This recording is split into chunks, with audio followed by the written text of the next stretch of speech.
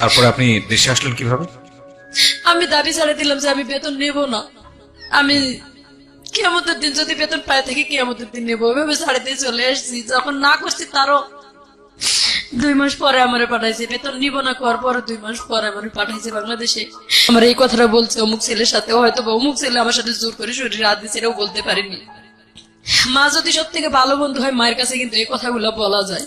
তারপরের থেকে আমি ওখান থেকে মনে করেন যে এতটা রং হয়ে গেলাম বাবা মার চোখে যে মনে হয় আমরা দুজনই কোনো বুদ্ধি করে এটা করছি। আমার আম্মারে খাইতে নিতে আমি যখন মানে মুডটা ভালো থাকতো, কি ফাজলামো করতে, হাসতো, আমি আম্মারে বলতাম যে আম্মা আসলে আমার সাথে কোনো কিছু হয়নি। ওই কথাটা বললে আমার আম্মা জানি কালো হয়ে যাইতো, তার মুখটা অন্ধকার করে ফেলতো। আমার আপা, বড় আপা আমার জুতা দিয়ে পিটাইতো প্রায় সময় ওই কথাটা উঠাইলে, যে আমি চাইতেছি তাদের কাছে সলিড হতে যে আমি আসলে কিছু করিনি। কিছু গল্প অবিশ্বাস্য হলেও সত্য। দুপুরে বাসায় যাইতাম, খাবার কিছু নাই, ফ্রিজের ভিতরে বরফ থাকতো, বরফ আমি কামড়ায় খাইতাম। কিছু জীবন কাহিনী কষ্টের চেয়েও বেশি কিছু। তুমি যখন বড় হবা, বাবাকে সামনে পেলে তুমি কি বলবা? আমাদের সে উনি চলে গেল কেন? কিছু প্রশ্নের কোনো উত্তর নেই। সবকিছু ছেড়ে তোমার জন্য চলে আসছি, জাত কুল ধর্ম। কিছু গল্প সব ভালোবাসার গল্পকেই হার মানায়। আমার মাঝে মাঝে মনে হয় আমি সুইসাইড করে ফেলে, আমি হেরে যাচ্ছি। কিছু গল্প সমাজের বিবেককে নাড়া দেবার। জীবনের গল্পে কান পাতুন। মোর্শেদা, বয়স কত? ডিস্ট্রিক্ট দিনাজপুর। বয়স? বয়স 33-34 হবে, সঠিক আমিও বলতে ঠিক পারি আছে, না। সমস্যা নাই। কোথায় থাকছেন আপনি এখন?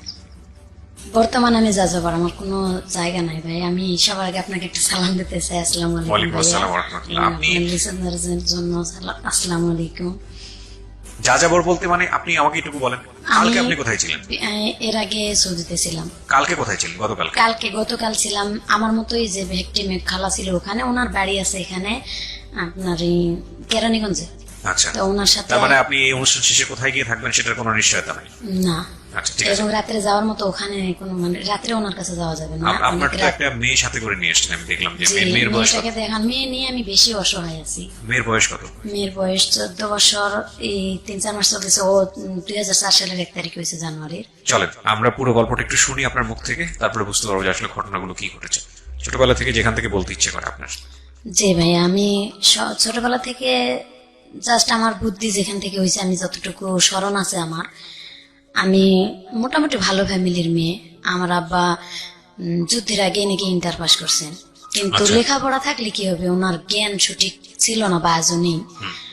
আর আমার বিয়ের পর নাকি বাচ্চা হইতো না, তার সন্তান ছিল না বলে গ্রামের মানুষ, ধরেন যারা দোকানপাট করতো বা ব্যবসা বাণিজ্যের কাজে যাইতো, তার ওয়াইফরা এসে আমার আম্মারে বলতো যে তুই এখন বাইরে বের হোস না, তোরে দেখলে হয়তো সাত নষ্ট হবে, এরকম একটা গ্রামের ভাষায় বলতো। আমার আম্মা অনেক কান্দাকাটি করতো। এরপরে আমার বড় আপা হয়, আমার আম্মার বিয়ের 9 বছর নাকি 11 বছর পরে আমার বড় আপা হয়েছিল, তারপরে আমি। আমার আব্বা হয়তো এত বছর পরে সন্তান হলো, যে একটা আগ্রহ বা একটা এই সন্তান মানুষ করার মতো তার আল্লাহ পাক অনেক ধন সম্পত্তি ছিল। আমার দাদার দেওয়া সম্পত্তি তার 16-17 বিঘা সম্পত্তি ছিল আমার বাবার। মানে ঘরে বসে মোটামুটি খেতে, ঘরে বসে খেতেন বলতে ঘরে থাকতেনই না উনি, ঠিক মতো ঘরেই থাকতেন না, বাইরে বাইরে ঘোরাফেরা করতেন এবং কোথায় কোথায় ঋণ দেনা করে এসে জমি বিক্রি করে সেই ঋণগুলা পরিশোধ করতেন। মানে এটার জন্য হয়তো আমার আম্মার মেজাজ সব সময় খিটখিটে থাকতো। আর আমরা যখন ছোট ছিলাম দেখছি আমার আম্মা সব সময় প্রায় আমার আব্বা মারধর করলেই নানার বাড়িতে চলে যাইতো, কিন্তু আমার নানা সব সময় বুঝায় পাঠাইতো যে মা এক সময় আল্লাহ তো সুখ দেব, এই কথা বলে বলে আমার পাঠাইতো। আর আমি প্রায় নানার বাড়িতেই বেশি মানুষ ছোটবেলা থেকে। আমার নানা প্রায় সময় আর কি, আমার পর আমার ছোট একটা ভাই হয়, ওই ভাইটা হওয়ার 2 বছর পরে, আমার যখন 4 বছর বয়স, আমার স্মরণ আছে একটু একটু যে আমার ছোট যেটা সেটা আরেকটা যখন হলো আমার 4 বছর বয়সে, তখন 2 বছর পর আর কি আমরা ভাই বোন সবাই হয়েছি। তো আমার ছোট যেটা সেটা মারা গেল, অনেক অসুস্থ, তখন আমার আব্বা হাজতে। বাট আমি মিথ্যা কথা বলতে চাই না, আমি এখানে উন্মুক্ত ভাবে বলতে আসছি, আমার আব্বা চুরি ডাকাতির সাথেও জড়িত ছিল। এই কাজগুলো আমি নিজে দেখছি যে আমার আব্বা এই ধরনের অন্যায় কাজ করছে এবং আমরা শাসন করছি। তখন যতটা ছোট ছিলাম ওটা বলার মতন ছিল না, হয়তো আমার আম্মা কতটুকু হেল্প করছে না করছে বা কত কি করছে তা এটা বলতে পারবো না।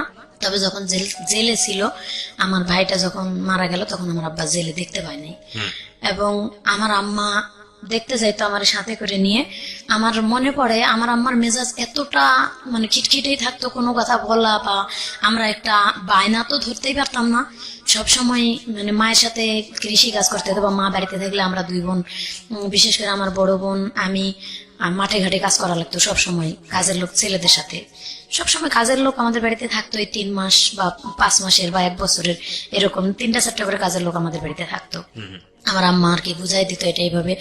ছোটবেলা থেকেই একবারে সংসারটা মনে করেন যে একটা ছেলে যেরকম বোঝা নেই, ঠিক আমার বড় আপার বিয়ে হয়ে গেছিল 13 বছর বয়স থেকে, কিন্তু আমি 11 বছর বয়সে আমি একা হয়ে গেছিলাম। আমার ছোট ভাই যেটা মারা গেল, এরপরে আমি সংসার চালানো, মনে করেন মাঠে ঘাটে ধান ক্ষেত, এমন বালতিতে করে পানি নিয়ে যে খেতে দেওয়া লাগে, আমাদের ভিটামিটিতে যে মরিচের গাছ অথবা বেগুনের গাছ লাগাইতো, এটাই আম্মু বলতো স্কুল থেকে আসে একটু রেস্ট হয়তো বা খেলাধুলা করতাম। তখন তো ছোটবেলা ছিল, বুদ্ধি ছিল না তেমন, খেলাধুলাই বেশি একটা মন ছিল। আম্মা এটা দেখতে পারতো না, লাঠি দিয়ে পিটায় সবসময় নিয়ে আসতো, আর সবসময় মারধর। মানে ওই সময়টা একটা মেজাজ থাকে অন্যরকম, ওই সময়ের মেজাজটা যেরকম করবো সেরকমই কিন্তু আমরা মানুষগুলো হতে পারতাম। হয়তোবা আব্বা হেল্প করতে পারে নাই, আমার ব্রেনও সেরকম ছিল না যতটা আমরা চালাইতে পারি। এরপরে তো মার ব্যাপারটা আমরা সবসময় মারধরের উপর থাকতাম আর কি, সবসময় খিটখিটে মেজাজ থাকতো। আম্মা গরু ছাগল চড়াইতাম, গরুর দুধ বিক্রি করতাম, এভাবে ছোট ভাই বোনদেরকে আর কি মানুষ করছি। বিশেষ করে বোঝাটা আমার উপর চাপ পড়ছিল আমার বোনের বিয়ের পরে। আস্তে আস্তে সংসারের অবস্থা খারাপ হতে থাকলো। তখন 3 বেলা কাজের লোক তো বাদ, 3 বেলা ভাত খাওয়ার মতন পরিস্থিতি আসলো না। তখন আমার এই 9-10 বছর বয়স, এই সময় আর কি দেখলাম যে ভাত 3 বেলা খাইতে পারি না। আর যদিও আম্মা একটু কষ্ট করে ধান আবাদ করে নেই, হয়তো সিদ্ধ শুকনা করতে পারে না, ধান নষ্ট হয়ে যায়, এভাবে মানে আমরা 3 বেলা ভাতও খাইতে পারিনি। এমন দিন চলে গেছে, এমন দিনের পর দিন আর কি না খাইতেছি। আবার এমন সময় দেখে গেছে আমার আব্বা যখন ওই যে অন্যায় পথে ইনকাম করতো, হয়তো সেই সময়টা অনেক ভালো খাওয়াইতেছে, সেটা হয়েছে হালাল রুজি না। আমার এটা স্মরণ আছে, এটা হালাল রুজি না। আমার আব্বা যে সময় খাওয়াইতো এটা হালাল রুজি করে খাওয়াইতো না। যেমন এলাকাতে মেলা হইতো, আমার আব্বা মেলাই কোন এক ওষুধ, গুঁড়া জাতীয় ওষুধ নিয়ে আর কি, এটা মনে করেন তরকারির মধ্যে মিশাই মানুষের খাওয়ায় টাকা পয়সা নিয়ে আসতো। এটা আমি দেখছি নিজের চোখে, কিন্তু তখন এরকম জ্ঞান হয়েছিল না যে বাবাকে বাধা দিই, মানে এটা খারাপ কাজ, এটা বুঝার মতন জ্ঞান তখন ছিল না। তবে যখন জ্ঞান হয়েছে আমার বুঝার মতন, আমার আব্বারে অনেক 10-12 জন লোক আর কি খুঁজতে আসছে। তো ওনারা এসে জিজ্ঞাসা করলো আমাদের বাড়িতে, আমার আম্মার সামনেই জিজ্ঞাসা করছে যে মহসিন কোথায় গেছে। তখন আমার আম্মা যখন মিথ্যা বললো, আমার আম্মা জানে যে আমার আব্বা তাস খেলতে বসছে এখানে গ্রামের এক বাড়িতে, কিন্তু আমার আম্মা মিথ্যা বললো।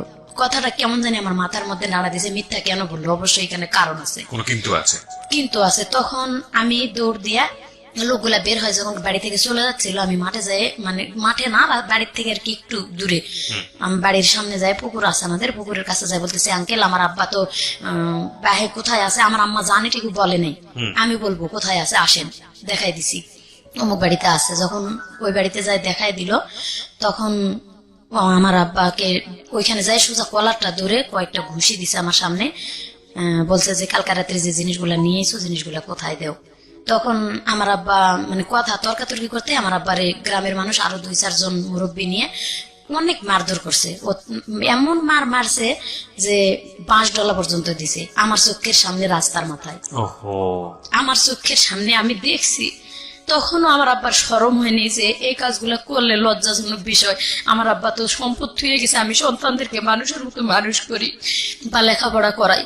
মাঝে মাঝে আমাদেরকে নিয়ে বসতো, হয়তো প্রাইভেট দেওয়ার মতো ক্ষমতা হয়নি, মাঝে মাঝে শিখাইতো পড়া, কিন্তু আমার আব্বা সবসময় এই অন্যায় কাজগুলা করছে। আমি বড় হওয়া পর্যন্ত দেখছি, আমার সন্তান হওয়া পর্যন্ত আমার আব্বা এই অন্যায় কাজগুলা করছে। তো ফ্যামিলি থেকে যখন একটা মেয়ে নির্যাতিত হয়, তখন কিন্তু সে নিজের একটা পথ খুঁজতে থাকে যে নির্যাতিত ফ্যামিলি থেকে সরে আমি কোথায় যাইতে পারি। আমার আব্বা যখন এই যে এই কাজগুলা যখন করে অন্যায় দেখলাম, যখন বোঝার মতো বয়স হয়েছে, তখন থেকে বলতে শুরু করছি যে আব্বা এটা করা ঠিক না, উল্টা আমাদেরকে মারধর করে। প্লাস দেখছি মাঝে মাঝে আমার আব্বা, আমার আম্মা কিন্তু হেল্প করে মোটামুটি, যদি হেল্প না করতো মানে এত দূর আগাইতে পারতো না আমার আব্বা। মোটামুটি কিছু কাজে হেল্প করছে আমার আম্মা, হয়তো টাকা পয়সা পাইলে একটু খুশি থাকছে, আবার যখন না থাকছে তখন অনেক কান্দাকাটি করছে। কিন্তু ওই রাগটা আমার আব্বার উপর রাগ না দিতে পারে আমার উপর বিশেষ করে অনেক অত্যাচার করছে। আমার আপার বিয়ে হয়ে যাওয়ার পর আমি সংসারে একজন ছিলাম, বা আমি মোটামুটি তর্ক করতাম আমার লগে যে এটা করা ঠিক না, এটা করা ঠিক না, এভাবে বলতাম দেখে আমারে মারতো। সরাসরি কিছু বলতে না পারতাম। আমি ক্লাস 8 পর্যন্ত উঠলাম আর কি, তখন ব্রেনে একটা চাপ দিল যে আমি যদি একটা চাকরি বাকরি করতে পারি। তখন গ্রাম বিকাশ কেন্দ্র নামে একটা সংস্থা আমাদের গ্রামে আসলো, এবং পার্বতীপুরের এক ছেলে সেকেন্ড ম্যানেজার ছিল। আমি ভকেশনালের প্রথম ব্যাচের ছাত্রী ছিলাম। বাংলাদেশে ভকেশনাল আপনার 97 সালে আর কি চালু হয়। আমি ভকেশনালে ক্লাস 8 যখন পরীক্ষা দেব তখনই আমার টেইলারিং কোর্সে আমার আম্মা ভর্তি করে দিয়েছিল। আমি সবসময় আমার বলতাম যে আমি মানুষের বাড়িতে কাজ করে খাবো, তো বাড়িতে থাকবো না। প্রায় বাড়ি থেকে বের হয়ে চলে যাইতাম। যাই আমাদের ওখানে বিরামপুর একটা শহর আছে, শহরে আর কি মানুষের বাড়িতে আমি এমনি হোটেলে যাই, বসে বলতাম যে আমার যদি কেউ কাজ করে নেন আমি কাজ করে খাবো। এভাবে 3 দিন 4 দিন 5 দিনও মানুষের বাড়িতে কাজও করছি। মরিচ বাটা থেকে শুরু করে যা লাগে মশলা বাটা এভাবে কাজ করেও খাইছি। তো আমার আব্বা আবার খোঁজ পায় যায়, নিয়ে আসছে মারধর করে ওখান থেকে, তুই লেখাপড়া করবি, তুই মানুষের বাড়িতে কাজ করবি কেন। ওকে। পরে এভাবে চলে গেছি। যাওয়ার পরে ক্লাস 8 পাশ করি, যখন ক্লাস 8-এ পড়াকালীনই ওই গ্রাম বিকাশের সংস্থার খবর পাইলাম যে আমি স্কুল বাদ দিয়ে এটা ভোকেশনালে ওখানে টেইলারিং শুধু কাজ চলতো আগের বেসে। তো 96 আমি ওখানে ভর্তি হলাম, টেইলারিং কাজ শিখলাম 1 বছরের কোর্সে। আলহামদুলিল্লাহ কাজ শিখে আপনি তখন গেছিলাম। কোন ক্লাসে পড়েন? আমি তখন ক্লাস 8-এ পড়ি। ক্লাস 8 এ পড়েন। ওকে। 8-এ পরীক্ষা দিলাম না, 8-এ পরীক্ষা না দিয়ে ওখানে আমার আম্মা ভর্তি করে দিয়ে আর কি আমাকে কাজ শিখালো। আমি খুব আগ্রহী ছিলাম কাজ শিখার জন্য।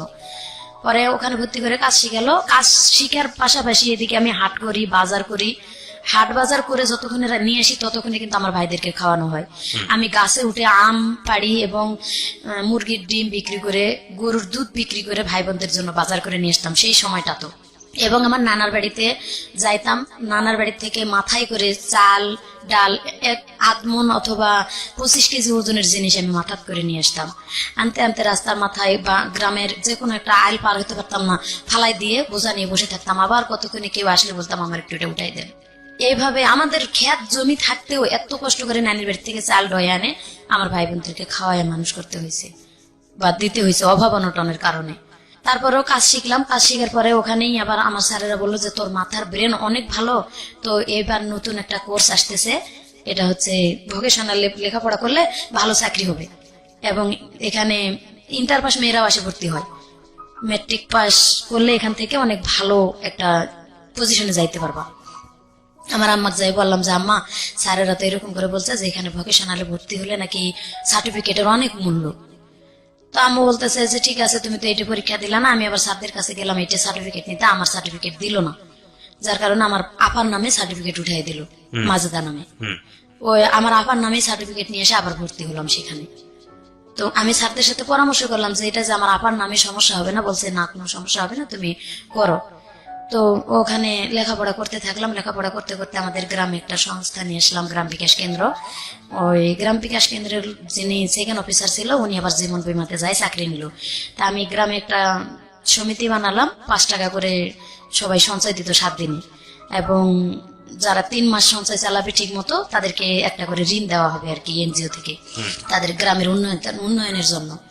তো এটা ভর্তি হয়ে অনেকে টাকা উঠাইলো, আর আমি উঠাইলাম না। আমি লেখাপড়া এদিকে চালাচ্ছি, 7 দিন পর সঞ্চয় আমার নামে একটা জমা দিচ্ছি। এভাবে দিতে দিতে উনি বললো কি যে তুমি মোটামুটি মাথার ব্রেন আছে, তুমি কি চাকরি করবা? আমি জীবন বীমাতে জয়েন করতেছি বিকাশ থেকে বের হয়ে।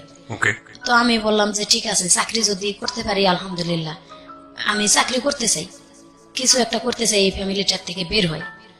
তখন বললো কি যে তোমাকে ইন্টারভিউ দিতে যেতে হবে জীবন বীমা ভবন রংপুরে। তো আমি আমার আম্মাকে না বলেই চলে গেছিলাম, বললে তো যাইতে দিবে না আমি জানি। আমার ব্রেনে কাজ করতেছিল যে আমি একটা চাকরি হলে এসে সুসংবাদ দেবো যে আমার চাকরি হয়েছে। তো আমি ইন্টারভিউ দিতে চলে গেছিলাম, এবং যার সাথে চলে গেছিলাম উনি হয়তো বা আমাকে লাইক করতো। আমার কাছে এগুলো বলছিল যে ও লেখাপড়া যত করতে চাইছি আপনারা করান, আমি লেখাপড়া করাবো, বা আমি হয়তো একসময় বিয়ে শাদী করবো। এটা আমাকে বলে নাই, আমার আম্মারে বলতেছিল হয়তো। তো আমারে বলছে তুমি যদি চাকরি করো আমি তোমার একটা চাকরি দেবো সেখানে, এবং ওখান থেকে তুমি রংপুর টেকনিক্যাল কলেজে লেখাপড়া করতে পারবা এখানে এসএসসি পরীক্ষা দেওয়ার পরে। তো আমি গেলাম ইন্টারভিউ দিতে ওনার খালাতো বোনের বাসায়।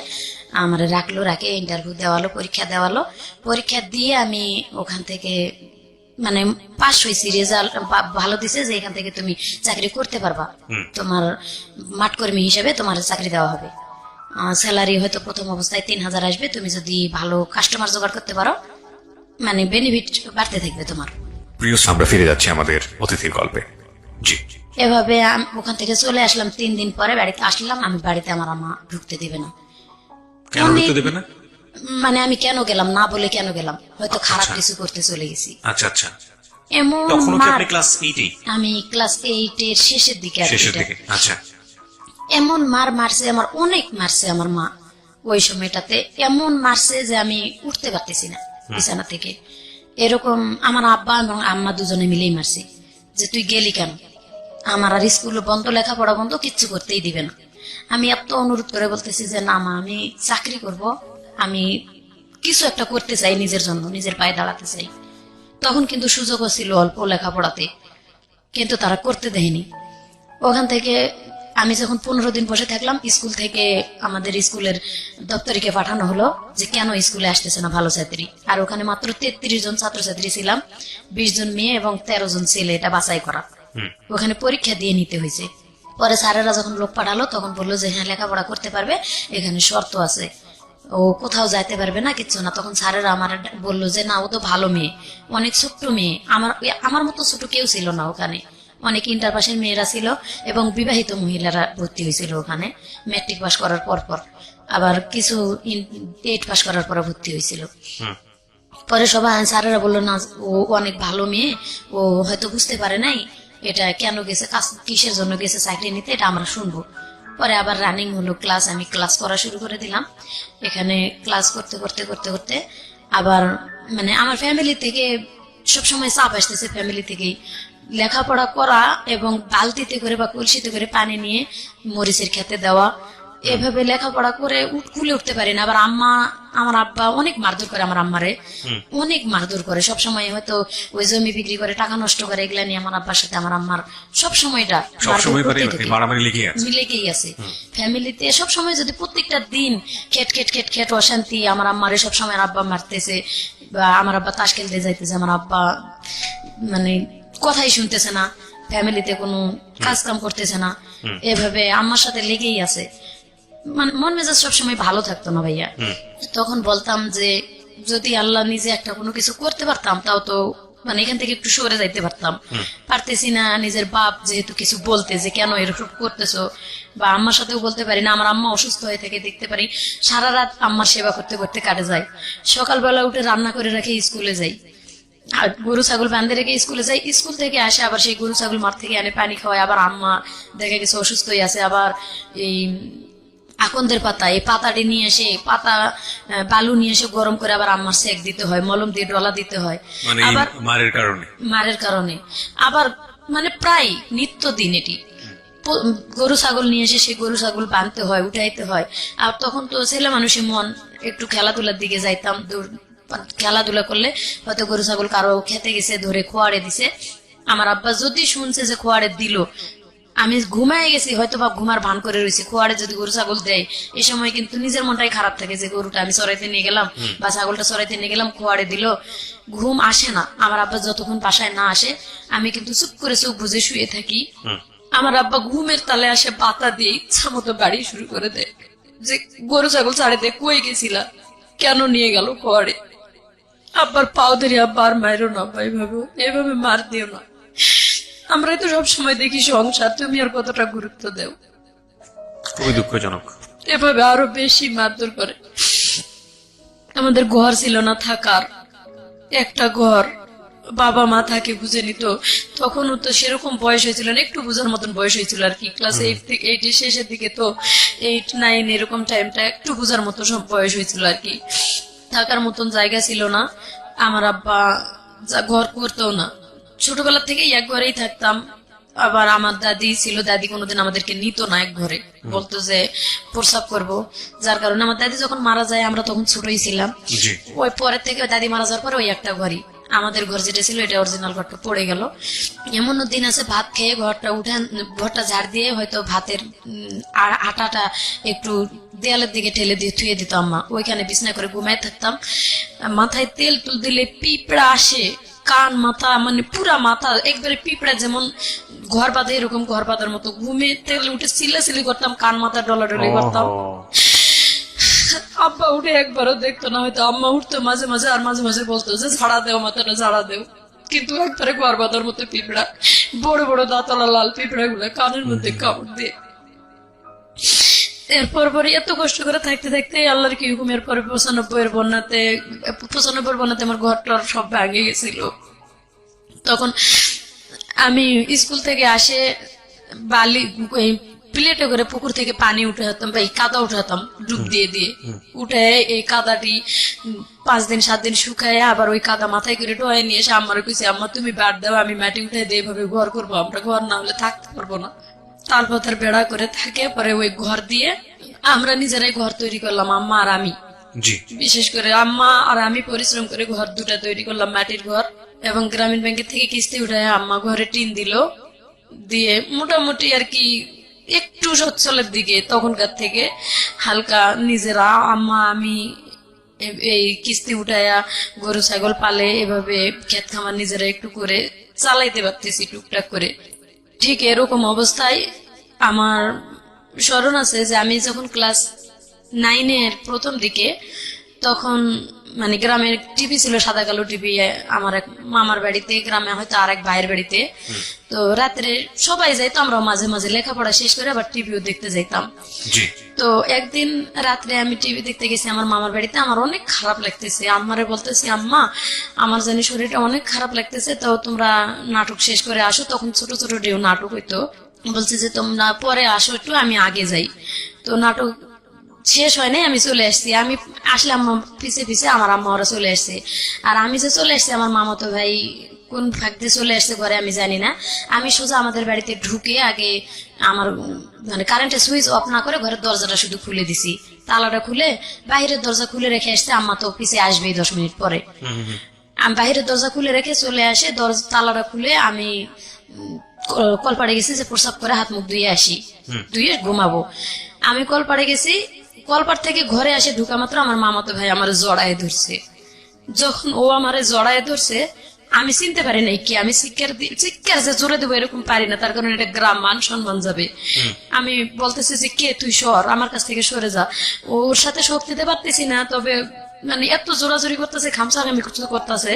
আমি ওরা ধাক্কা দিয়ে চৌকির উপরে, আমাদের ঘরে চৌকি ছিল, চৌকিতে ফালাই দিতেছি, ও আবার উল্টা আমারে ধাক্কা ফালাই দিতেছে। এভাবে কুস্তে কুস্তে অনেকক্ষণ আমি প্লিজ হাত পাও ধরতেছি, অনুরোধ করতেছি ভাই তুই কে, তুই সর। পরে ওর কণ্ঠটা বুঝতে পারছি আমি যে ও আমার মামাতো ভাই। তো আমি ওরা বলতেছি তুই আমার এখানে কেন আসছিস ভাই, তুই সর ভাই। যখন শুনে না তখন অনেক খারাপ ভাষা, গ্রামের খারাপ ভাষা তো জানে না কি কি খারাপ ভাষা করে বলতে হয়, একবার এইভাবে বলতেছি, এরপরও শুনে না। তার মধ্যে আল্লাহর হুকুম আমার আব্বা আম্মা চলে আসছে। আমি ঘাইমা ভাই, একবার জ্বর জ্বর করে আমার শরীর দিয়ে ঘাম পড়তেছে। আমার আব্বা আম্মা আসে বাড়িতে ঢুকছে, ঢোকার পরে ওর সাথে সাথে চৌকির নিচে ঢুকে গেছে। ও যখন চৌকির নিচে ঢুকে গেছে আমার আম্মা আসে সোজা ঘরে ঢুকছে, আমার আব্বা আসে বাইরে খিল লাগাই দিয়ে টেবিল পড়ে গেছে। তো আমার আব্বা যখন টেবিল পড়ে গেছে তখন ওই আমার আম্মা ঘরের দরজার পাশে দাঁড়িয়ে আছে, আর আমি কাঁপতেছি, আমার যে আম্মা ডাকতেছে ঘরে বাতি দিস নিকা, বাতি দিস নিকা। আমি ভাই আমার কণ্ঠ বের হইতেছে না যে আমি কথা বলবো, এরকম মানে এতটা আতঙ্ক হয়ে গেছি। এবং ভয় তো এক আছে, আবার ওর সাথে অনেকক্ষণ ধরে যুদ্ধ করতেছি, প্রায় 15-20 মিনিটের বেশি। আমার আম্মা সুইচ যখনই সুইচটা দিছে আর ওই দরজা একবারে মানে দরজা সোজা চৌকি নিচ দিয়ে এই মাথাতে ঢুকে এই মাথাতে বার হয়ে দৌড় দিছে। ও যখন বাহিরে দৌড় দিছে আমার আব্বা প্রসাব করা বাদ দিয়ে মনে হয় কে কে করে দৌড়াতে দৌড়াতে ও চলেই গেছে। সোজা আসে আমার কয়েকটা ইচ্ছা মতো চড় গালের মুখে দিয়ে ওই অবস্থায় আমার আব্বা আম্মা দুইজনে আমার মারে সেন্সলেস বানায় ফেলাইছে। আমি সেন্সলেস অবস্থায়, সেন্সলেস থেকে উঠার পরে আমার বারবার জিজ্ঞাসা করে যে ওই কেন আসছিল আর কি হয়েছে। তারা মনে করে যে আমার সাথে দুর্ঘটনা, আজও তারা বিশ্বাস করে না যে কিছু হয় নাই। আমি এত আল্লাহর কসম আমার মায়ের কসম দিয়ে বলি যে আমার সাথে কোনো কিছু হয়নি মা, আমি কোনো কিছু করতে দেইনি। আর যদি হইতো এটা জোরপূর্বক কিছু হইতো।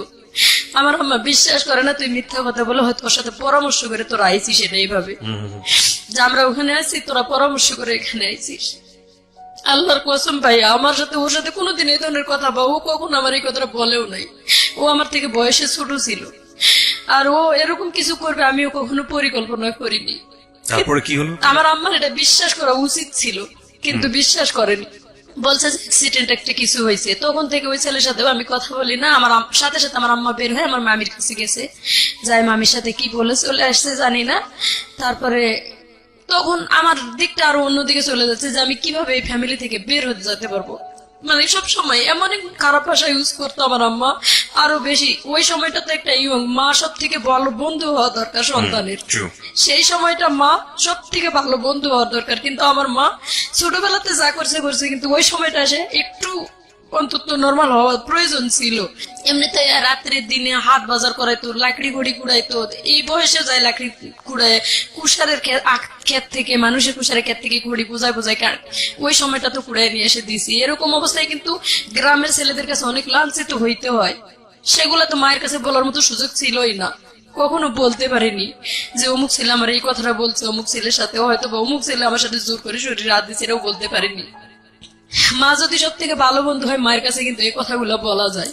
তারপরের থেকে আমি ওখান থেকে মনে করেন যে এতটা রং হয়ে গেলাম বাবা মার চোখে, যে মনে হয় আমরা দুজনই কোনো বুদ্ধি করে এটা করছি।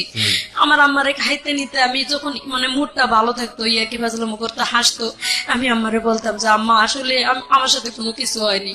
ওই কথাটা বললে আমার আম্মা জানি কালো হয়ে যেত, তার মুখটা অন্ধকার করে ফেলতো। আমার আপা, বড় আপা আমার জুতা দিয়ে পিটাইতো প্রায় সময় ওই কথাটা উঠাইলে, যে আমি চাইতেছি তাদের কাছে সলিড হতে যে আমি আসলে কিছু করিনি। প্রিয় শ্রোতা, আমরা ফিরে যাচ্ছি আমাদের অতিথির গল্পে। জি, যখন না পারছি তখন মানে আমি আমার ক্লাসমেট ছিল স্বামী একটা নাম, বান্ধবীর সাথে মোটামুটি শেয়ার করতাম যে ফ্যামিলি থেকে মেয়েরা যদি লাঞ্ছিত হয় তারা কোথায় যায় দাঁড়াইব। ও যখন বলতো ওর বাবা মা এটা দেয় সেটা দেয় বা তাদেরকে এত সাপোর্ট করে, তখন নিজের মনটা যেন ভরে উঠতো শুনে যে ওর বাবা দিনমজুরি কাজ করে এবং সুন্দর একটা বাড়ির উঠান। বলতেছে আমরা এত পদ্মার ভিতরে থাকি যে আমাদের বাড়ির উঠানের বাইরে যেটা খোলা থাকে, এই খোলাটা পর্যন্ত মাটির প্রাচীর দিয়ে ঘেরানো। আমার আব্বা নিজে পরিশ্রম করে এটা করছে। তো তখন নিজেকে মানে কেমন জানি অনেক ছোট মনে হইতো যে এত আমার দাদা এত সম্পদ রেখে গেছে এবং আমার আব্বাকে যতটুকু সাধ্য লেখাপড়াও করাইছে, আমার দাদা মারা যাওয়ার পরও লেখাপড়া করছে। তো তাতে লাভটা কি হলো? আর ওরা রাজমিস্ত্রি কাজ করে বা কাঠমিস্ত্রি কাজ করে এত সুন্দর করে এই মেয়েগুলোকে মানুষ করছে। আমার আম্মার সাথে করে নিয়ে তাদের বাসায় নিয়েও গেছি ঢাকা। তারা বিরামপুরে রুম ভাড়া নিয়ে থাকতো। মাঝে মাঝে আমি মাঝে মানে মন চাইতো না বাড়ি যাইতাম, আজকে বাড়িতে গেলে না জানি কি দুর্দশা আছে। প্রায় স্বামীর সাথেই থাকতাম, স্বামীদের বাসায় ঘুমাইতাম বা ওখানেই খাওয়া দাওয়া করে স্কুল করতাম। তো এভাবে করতে করতে একদিন জানি না সেরকম বয়সে হয়তো অনেক ছেলেরাই চয়েস করছে, ছেলেরা অনেক ডিস্টার্ব করতো। আমি এটা আমার কাছে যাই বলতাম যে আম্মা আজকে এই ছেলেটা অমুক কথা বলছে, অমুক ছেলেটা অমুক কথা বলছে। মাঝে মাঝে আমি ছেলেদের উপর রাগ করতাম বা জুতা দিয়ে পিটাম, ওই ধরনের কথা বলতাম। তো ছেলেরা চটে গিয়ে আবার আমাদের বাড়ির গ্রামের লোকের কাছেও বলতো এটা কার মেয়ে এত সাহস। মোটামুটি সাহস ছিল ভাইয়া ছোটবেলা থেকেই আমার। তো আমার আম্মা বলতো যে তুই মেয়ে মানুষের ছেলেদের সাথে এরকম করে কথা বলিস কেন? তো আমি কি করব, তারা রং কথা বলে আমার পিছে পিছে, আমি কি আর কোনো মেয়ে পাই না খালি তোর সাথে এরকম করে সবাই? যদি কোনো কথাই শেয়ার করতে যাইতাম ওই আগের অতীতটা আম্মা টেনে আনতো, মানে ঘুরে ফিরে ওই জায়গাটা এসে দাঁড়াইতো। যে কোনো কথার দিক দিয়ে আর কি ওটাই ঘুরে ফিরে। তো ওই যে বললাম যে ক্লাস 10-এ যখন আমার বিবাহিত মহিলারা মিলে একসাথে লেখাপড়া করতে থাকলাম, তো একদিন স্কুলে গেছি, আমার আম্মা বলতেছে আমার শরীরটা প্রচুর ব্যথা করতেছে, পারলে একটু হসপিটাল থেকে সরকারি ট্যাবলেট আর কি আনে দেওয়ার জন্য। ওষুধ কেনার মতন টাকা তখন ছিল না। বলতেছে যে পারলে হসপিটাল থেকে আমার একটু ওষুধ এনে দিস। তা আমি বললাম যে ঠিক আছে আমি যাবো। গেছি স্কুলে, এমন বৃষ্টি আসছে, অনেক বৃষ্টি। আর আমি সকালবেলা বাসাতে বের হয়েছি, পরেতেই হালকা হালকা বৃষ্টি হইতেছিল। আর আমি যখন বাসাতে বের হয়েছি তখন পাশের গ্রামে আমাদের বাড়ি পার হয়ে মানে নদী পার হয়ে যাওয়া লাগে স্কুলে। তো আমি যখন নৌকা পার হয়ে গেছি তখন একটা ছেলে, ওই আমি আমার হাতে ছাতা আছে এবং ওই গ্রামের ছেলেটা, আমি এখন নাম বলতেছি, ছেলেটার নাম আলম ছিল, কিন্তু তখন আমি জানতাম না। ছেলেটা আমার সামনে এসে দাঁড়িয়ে বলতেছে যে মোটামুটি হ্যান্ডসাম ছেলেটা ছিল, আসে বলতেছে আপু আপনার বাড়ি কোন জায়গা? তো আমি বললাম যে অমুক গ্রামে। আপনার আব্বার নাম কি, আপনার নাম কি? আমি একটু রাগ হলাম যে একটু এমনি বৃষ্টি পড়তেছে আর আপনি এত কিছু জিজ্ঞাসা করার দরকারটা কি? আপনার গ্রামে আমার খালার বাড়ি অমুক, আমার খালা লাগে যাই জিগায়। এভাবে বলে আমি তার সাথে আর কোনো কথা বলিনি। ছেলেটা আমার পিছিয়ে পিছিয়ে হাঁটতেছে, সামনে যাই রিক্সা পাইছি। তো রিক্সায় উঠছে, ছেলেটা বলতেছে আমি উঠবো, এক রিক্সায় গেলে সমস্যা কি? আমি কই না, আপনি রিক্সায় যাইতে পারবেন না। বলতে আমার আব্বার বন্ধু যে ক্লোজ সবসময় রানিং মেম্বারই করে, আমার আব্বা ওনার হয়ে কাজ করে। উনি আর কি মূর্খ মানুষ ছিল, তবে মেম্বার, ওনার কাজগুলো আমার আব্বা করে দিত। তো উনি যাই দেখতেছে ছেলেটা আমার সাথে কথা বলতেছে আর কি, রিক্সায় উঠবে এরকম কিছু কথা। তো আমি ওই ছেলেটারে ডাইরেক্ট বলে দিলাম যে না, আপনি কেন রিক্সায় উঠবেন? তো চাচা আসছে, আমি বলছি চাচা আপনি উঠবেন নাকি, আসেন। আমার আব্বা যেহেতু বন্ধু আর সবসময় আমাদের বাড়িতে উঠা বসে, আমি ওনার মেয়ের মতো। বললাম চাচা আসেন, উঠেন, বসেন। তো চাচা আসে উঠলো আমার রিক্সায়, বসে চাচার সাথে আমি গেলাম স্কুলে। চলে স্কুলে যাই, সেদিন ক্লাস হলো না। তখন মানে সিনেমা হলে ছবি লাগাইছে আসামি বধূ। তো সব মহিলারা, বিবাহিত মহিলারা কি, যে টিচার ছিল টেইলারিং টিচার, উনি সবার সাথে ফাজলামো করতেছে, আজকে তো ক্লাস হবে না, তো তোমরা সবাই এক কাজ করো, মানে উনি জানি আমাদের সাথে বলছে তোমরা সবাই মিলে আসামি বধূ ছবি দেখে আসো, সিনেমা দেখতে যাও। তো যারা যারা বাড়ির পাশে বাড়ি ছিল, হিন্দু বৌদি যারা ছিল বা মুসলমানও ছিল, বলতেছে ঠিক আছে, এটা তো একসাথে হলে ভালোই হয়, হালকা হালকা বৃষ্টিও আছে। আমারে পিচ্ছি বলে ডাকতো সবাই, বলতেছে পিচ্ছি তুই কি যাবি? তো কেমন জানি মনটা আনন্দ হয়ে উঠলো, ঠিক আছে সবার সাথে গেলে মনে হয় একটু ভালোই হয়। মনটা আরো বাড়ি থেকে মন খারাপ করে এসছে অনেক, সকালবেলায়ও হয়তো আব্বা আম্মা একটু রাগারাগি দেখে আসছি, মন খারাপ। আমি চলে গেছি তাদের সাথে। আমি কই আমার কাছে তো টাকা নাই বৌদি। বৌদি বলতেছে যে আমি তোর দাদার কাছে বলে টাকা নিয়ে এসছি, বাড়ির পাশে আর কি তার দোকান ছিল, এক পাইলট স্কুলের সামনে তার হাজবেন্ডের দোকান এবং তার বাড়ির সাথেই। ওনার শাশুড়িকে বলে ওনার বাচ্চাকে রাখে, বললো যে আমার এখান থেকে সবাই যখন যাচ্ছে আমরা সবাই মিলে যাবো একসাথে। উনি আমাকে টাকা দিল, নিয়ে গেল সিনেমা হলে। উনি টিকিট কেটে দিচ্ছে, টাকাও দেয় নেই, ওনাদের রিক্সায় করে নিয়ে গেছে। সিনেমা দেখছি আমরা। ওই সিনেমা দেখতে নাকি আমার যে আছে আমার সাথে রিক্সায় আসছে, উনি দেখছে। তো উনি আমার আব্বাকে ডাকে বলছে কি যে তোর মেয়ে অমুক গ্রামের অমুক ছেলের সাথে সিনেমা দেখতে আসছে। আচ্ছা, এখানে মানে একবারে সব জিনিসগুলো পরে প্রমাণ করে দিছে। কিন্তু আমার আব্বা না শুনে না জানে সোজা বাড়িতে গেছে, যায় দেখে আমি স্কুল থেকে যাই ভাত খাইতে বসছি। আমার আম্মা আমার জন্য বসে আসছিল, ভাত খাই নাই। আমিও, আম্মা বলতেছে স্কুল থেকে আসতে আসতে এত দেরি হলো কেন? রাইট। আমি কথাটা মুখ দিয়ে বলবো যে সিনেমা হলে গিয়েছে, এই কথাটা বলার মতো সুযোগ পাইনি। আমার আব্বা বাড়িতে এসে ঢুকছে এবং উল্টা আমার আম্মা আবার প্রশ্ন করতেছে তোরে যে ওষুধ আনতে বলছিলাম তুই কি ওষুধ আনছিলি?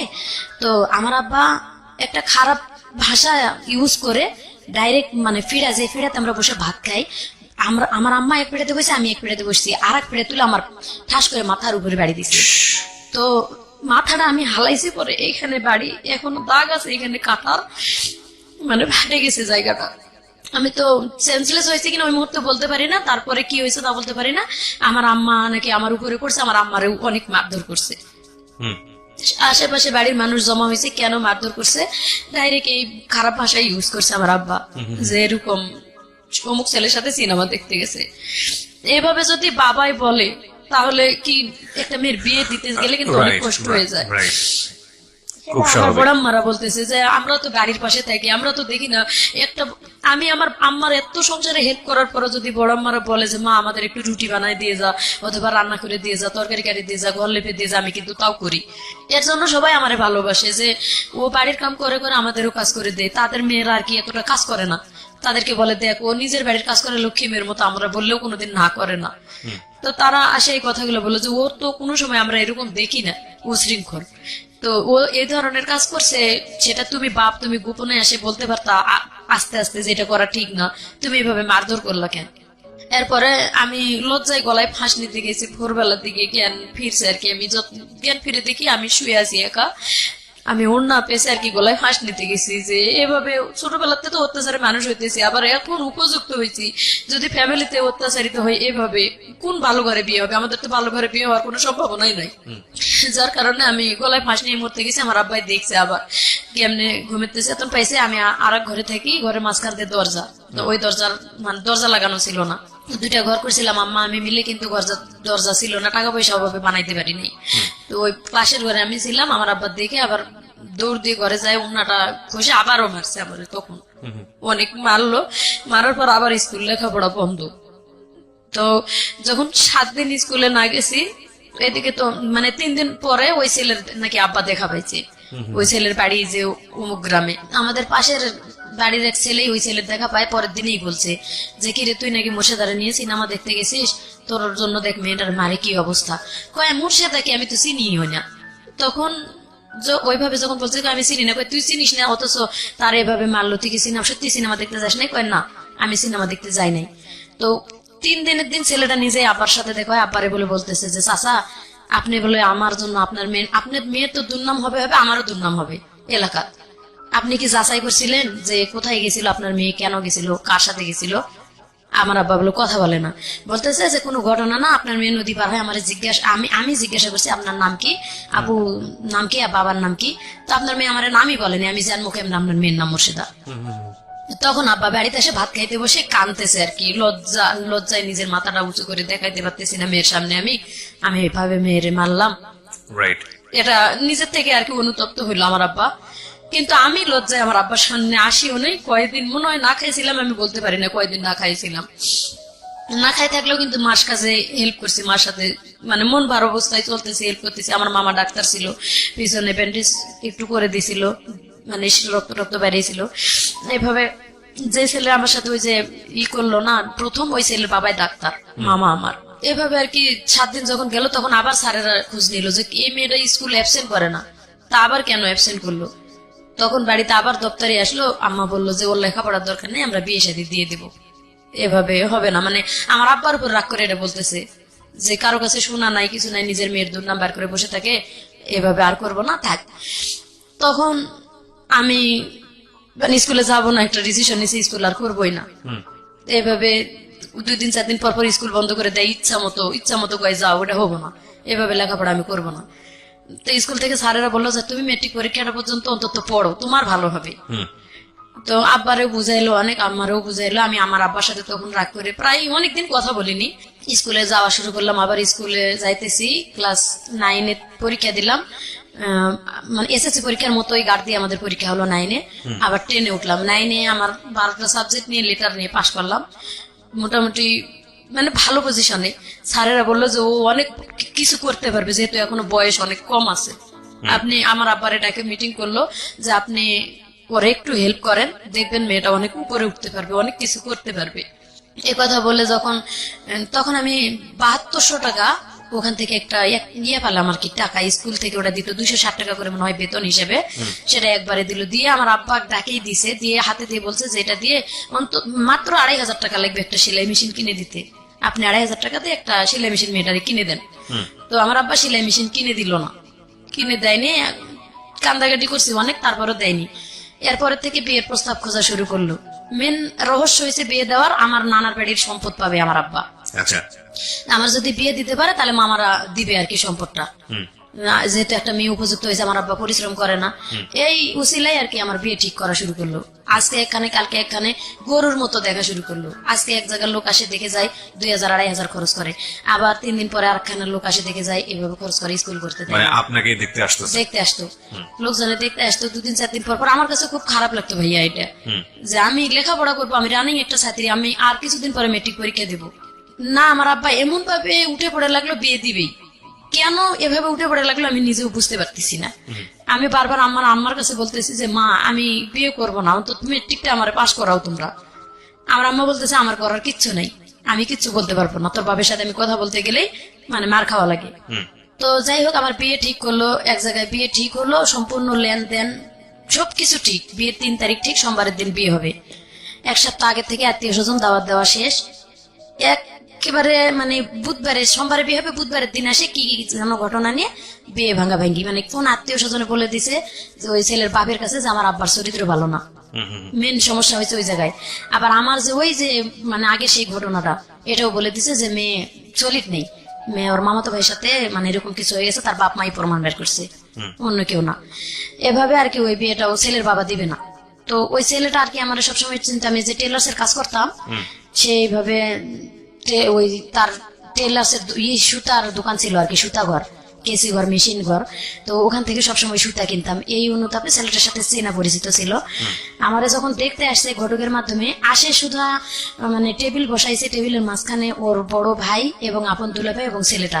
যখন আমার মাথার ঘুমটাটা খুলে তখন ছেলেটা শুধু বলে উঠছে যে মুর্শিদা তুমি তো, আমি তো তোমাকে ভালো করেই চিনি, এইখানে আমার ফুপা আবার একটা পেজ বাজালো যে অবশ্যই ছেলের সাথে কোনো ঘটনা আছে মেয়েটার, নাহলে ছেলেটা এইভাবে বলবে কেন। তো ওই ছেলেটা ডাইরেক্ট মুখের উপর বলে দিল আমার সাথে ঘটনা থাক বা না থাক আমি ওরেই বিয়ে করব। আমি ওরে চিনি আচ্ছা। আগে থেকে, মেয়েটার আচার চরিত্র ছেলেটার নাম কি ব্যবহার ছিল? ভালো। ছেলের বাড়ি আমাদের বাড়ির কাছে। নাম কি ছিল? নাম ছিল মুস্তফা। মুস্তফা। আচ্ছা, ছেলে- মুস্তফা বললো আপনাকে বিয়ে করবে। হ্যাঁ, ছেলে বললো যে আমি ওকেই বিয়ে করব। এবং বিয়ে ওই যে ওখানে ঠিক হয়ে গেল সব, সোমবারের দিন বিয়ে হবে। ছেলের বাপ রাজি না। মাঝখানে ছেলে বলতেছে যে ছেলের নাকি 13 বিঘা সম্পত্তি ছেলে নিজে কিনছিল এবং দাদাই দিছিল কতখানি, এটি দিয়ে নিজস্ব ছিল। যখন বিয়ে ভাঙে যাওয়ার মানে ধরছে, তখন ছেলে বলছে আমার আব্বারে আসে যে আমার আব্বা বিয়ে দেখ বা না দেখ, এটা আমি শুনছি আর কি, কথা আমি জানি না। মানে বাজারে আসে ছেলে বলতেছে আমার আব্বা বিয়ে দিক না দেখ, আমার 13 বিঘা সম্পত্তি আছে, দরকার হলে 2 বিঘা সম্পত্তি বিক্রি করে আমি টাউনে বাড়ি করব, আপনার মিক নিয়ে খাবো, আপনি বিয়ে দিতে সমস্যা কোথায়? আচ্ছা, এটা মুস্তফা বললো। মুস্তফা বলতেছে। আর আমার আব্বা বলতেছে যে তোমার আব্বা যেখানে রাজি না সেখানে আমি আমার মেয়ে বিয়ে দিব না। আবার কি নিয়ে বিয়েটা ভাঙলো, কানের জিনিস দিতে হবে। ছেলের বাবা বলতেছে একজোড়া সাগরিকা দিতে হবে। সব বিয়ে ঠিক হওয়ার পরে আব্বা বলতেছে যে আগে যা লেনদেন ভাঙ্গাচুরা হয়েছে আমি সেলাই মেশিন দেবো এবং যৌতুক কত কি জানি না এসব নিয়ে কয়েছে আমি কানের জিনিস এভাবে দিব না। ছেলে করছে কি, রাতের বেলা আমার আব্বার কাছে 3000 টাকা, তখনকার দিনে কিন্তু 6000 টাকা ভরি ছিল স্বর্ণ। তো আমার আব্বার হাতে রাতের বেলা, অনেক রাতের, যে ঘটকের বাসায় ঘুমে আসছিল আমার আব্বা, বিয়ে ভাঙ্গা ভাঙ্গির গন্ডগোলের পরও ছেলে 3000 টাকা নিয়ে এসে গোপনে আমার আব্বার হাতে দিয়ে বলতেছে যে আমি ওরে বিয়ে করব, আপনি এটা দিয়ে কালকে কানের জিনিস বানাই দিবেন, বলবেন আমি দিছি। আচ্ছা, আমার আব্বা বলছে এটা 2 দিন পরে প্রকাশ হলে আমার মেয়ের সাথে তুলনা দিবে তোমার আব্বা, এভাবে তো হবে না। এভাবে আর কি তাদের ভিতর কাটাকাটি হয়ে গেছে, বিয়ে আর ওখানে হলো না। সোমবারের দিন বিয়েটা ভেঙে গেল। বিশেষ করে আমার আব্বা গুরুত্ব দিলে কিন্তু বিয়েটা হইতো। জি। ওই ছেলে বলছে যে আমি করব, আমার আব্বা দিক বা না দিক, আমি আমার আত্মীয় স্বজন নিয়ে এসে বিয়ে করব এবং আমি 2 বিঘা জমি বিক্রি করে হলো বাড়ি করব টাউনে, আমার নিজস্ব জমি আছে। আমার আব্বা অতটা গুরুত্ব দিল না, ওখানে দিবেই না, শেষ দিবে না। সোমবারের দিন বিয়ে আর হলো না। মানে আত্মীয় স্বজন আমার নানি মামিরা আসছিল আমাদের বাড়িতে, এরা ফেরত গেল। আমার আব্বা লজ্জায় আর মানুষকে মুখ দেখাইতে পারতেছে না। তো এখানে আমার কোনো দোষ ছিল না ভাই, আমি কি করব? আমি তো কোনো কিছুই করি নাই। রাইট, বাবাই তো বিয়ে ভেঙে দিয়েছে। অথচ আমার আব্বাই বলতেছে তুই কলঙ্কিনী, তুই গলায় ফাঁস নিয়ে মরতে পারিস না। তো এই কথার জন্য আমি আর কিছু বলি না, শুধু বলি যে বিয়েটা ভেঙে গেছে এতে আমি খুশি, হোক বা না হোক। আমি পরীক্ষা দিতে পারতেছি সামনে, নিজের পায়ে নিজে দাঁড়াইতে তখন পারবো। আপনি কিসে পড়েন? ইন্টারে? না, ইন্টার পড়ি না, আমি তখন 10-এ পড়ি। আচ্ছা, বলতেছি যে আমি ম্যাট্রিক পরীক্ষাটা তো দিতে পারবো সামনে, বিয়েটা হলো না। মানে আমার বাবা যেভাবে আমার মায়ের অত্যাচার করছে, একটা শিক্ষিত লোক হয়ে আমি, মানে হাজবেন্ড হলে যে এরকম অত্যাচারই করে, এটাই আমার মাথায় সবসময় খেলতো। আমি কখনোই পরিকল্পনা করিনি যে বিয়ে হলে আসলে সুখী হতে পারবো। তো সেটাই হয়েছে আমার জীবনে। যাক, বললাম যে পরীক্ষা দিব। আমার আব্বা হঠাৎ করে ওই সোমবার দিনে কি করলো, একটা ছেলে নিয়ে আসলো। আমরা বলতেছে কি মাথায় অন্যরা দিয়ে অমুক বাড়ি থেকে যে একটা লেবু নিয়ে আসো। আমি লেবু নিতে চলে গেছি ওই বাড়িতে, লেবু গাছের নিচে ছেলেটা বসা, একটা ছেলে বসা। একটা ছেলে বসা। আমি একা একা আসতেছি, মাথায় অন্য। আমার আব্বা কোনোদিন বলেন, আমি তো সবসময় মাথায় কাপড় দিয়ে ঘুরতাম। তো বাড়িতে আমি মানে মাথার কাপড়টা ফেলে বাড়িতে আসি ঘরের মধ্যে। আমার আব্বা বলতেছে মাথায় কাপড়টা দিয়ে অমুক বাড়িতে একটা লেবু নিয়ে আসো। এখানে কিন্তু আমার মাথায় একটা কেস করছে, মনে হয় কোন মাথায় কাপড় দিতে বললো কেন আব্বা। তো যাই হোক, মাথায় কাপড় দিয়ে গেছি লেবু আনতে, দরজায় যাই দেখি একটা ছেলে বসা, দেখি আমি আর লেবু নিতে না ঢুকে ওখান থেকে ঘুরে ফেরত আসছি। ফেরত আসতেছি দেখি পিছনে আমার নানি, আমার মামি, আমার খালা, আমার আম্মা, আমার আপা, এতগুলা মানুষ পিছনে। তখনই বুঝতে পারছি যে আসলে ওই ছেলেটা আমার দেখার জন্যই আসছে। আচ্ছা, ওখান থেকে ওরা কই ফেরত আসছিস কেন? তা আমি ওই যে বলছিলাম যে এইভাবে আর গরুর মতো লোক দেখাইতে আনলে আমি অপমান করবো তোমাদেরকে, আমি আর কারোর সামনে যাব না। বিয়ে ভেঙে গেছে শেষ। এই জন্য হয়তো তারা ভয় পেয়েছে যে আমি কিছু বলতে পারি, যার কারণে আমার আপা বলতেছে তুই ওখান থেকে ফেরত আসলি কেন? আমি বলছি যে তোমরা কি কারণে আমার এখানে নিয়ে আসছো এটা আমি বুঝতে পারছি, এই বিয়েটাও তো ভাঙে যাইতে পারে। তোমরা আমাদের পরীক্ষাটা আগে শেষ হোক, পরীক্ষাটা শেষ করতে দাও আমার, তারপরে বিয়ের ব্যাপারটা ভাবো। এখনই অন্তত সাবজেক্টটা বাদ দাও, আমার মাথাটা একটু টেনশন রিল্যাক্স রাখো যাতে আমি পরীক্ষা দিতে পারি। এভাবে বললাম। আমার নানি বলতেছে মুরব্বী মানুষ, আমি একটা কথা কই আপু, চল বিয়ে দেখলে যে বিয়ে হয় তা না, তুই আমার সাথে চল, আমি তোরে ঘুরে নিয়ে আসি ওই বাড়ি থেকে। প্রিয় শ্রোতা, আমরা ফিরে যাচ্ছি আমাদের অতিথির গল্পে। জি। আমি গেলাম, মানে যাইতেছি না, দেখো ছেলে অনেক চালাক ছিল, ও সাইকেল নিয়ে বের হয়ে চলে গেল ওই বাড়ি থেকে। আমার সামনে দিই, আমি পিছনে ঘুরে আসি আর কি, ও চলে গেল। দেখলাম যে রাস্তার দিকে চলে গেছে। তখন আমি যাই ওই বাড়িতে ঢুকলাম, ঢুকে বললাম যে ফুপু তোমরা একটা বিয়ে ঠিক করলা, করার পরে দেখলা যে সেটা এইভাবে এইভাবে ভেঙে গেল। আমার পরীক্ষাটা দিতে দাও, আমি একটা যদি জব কোনো জায়গায় পাই বা নিজে একটা কিছু নিজের পায়ে করে দাঁড়াইতে পারি, তখন বিয়ে শাদীর ব্যাপারটা দেখা যাবে। কয় ঠিক আছে, তুই যেটা করবি সেটাই হবো। উল্টে ওই ছেলে আবার ঘুরে আসে বাড়ি ঢুকলো। ঢুকে আমার ওই এক নজর দেখলো, দেখে চলে গেল।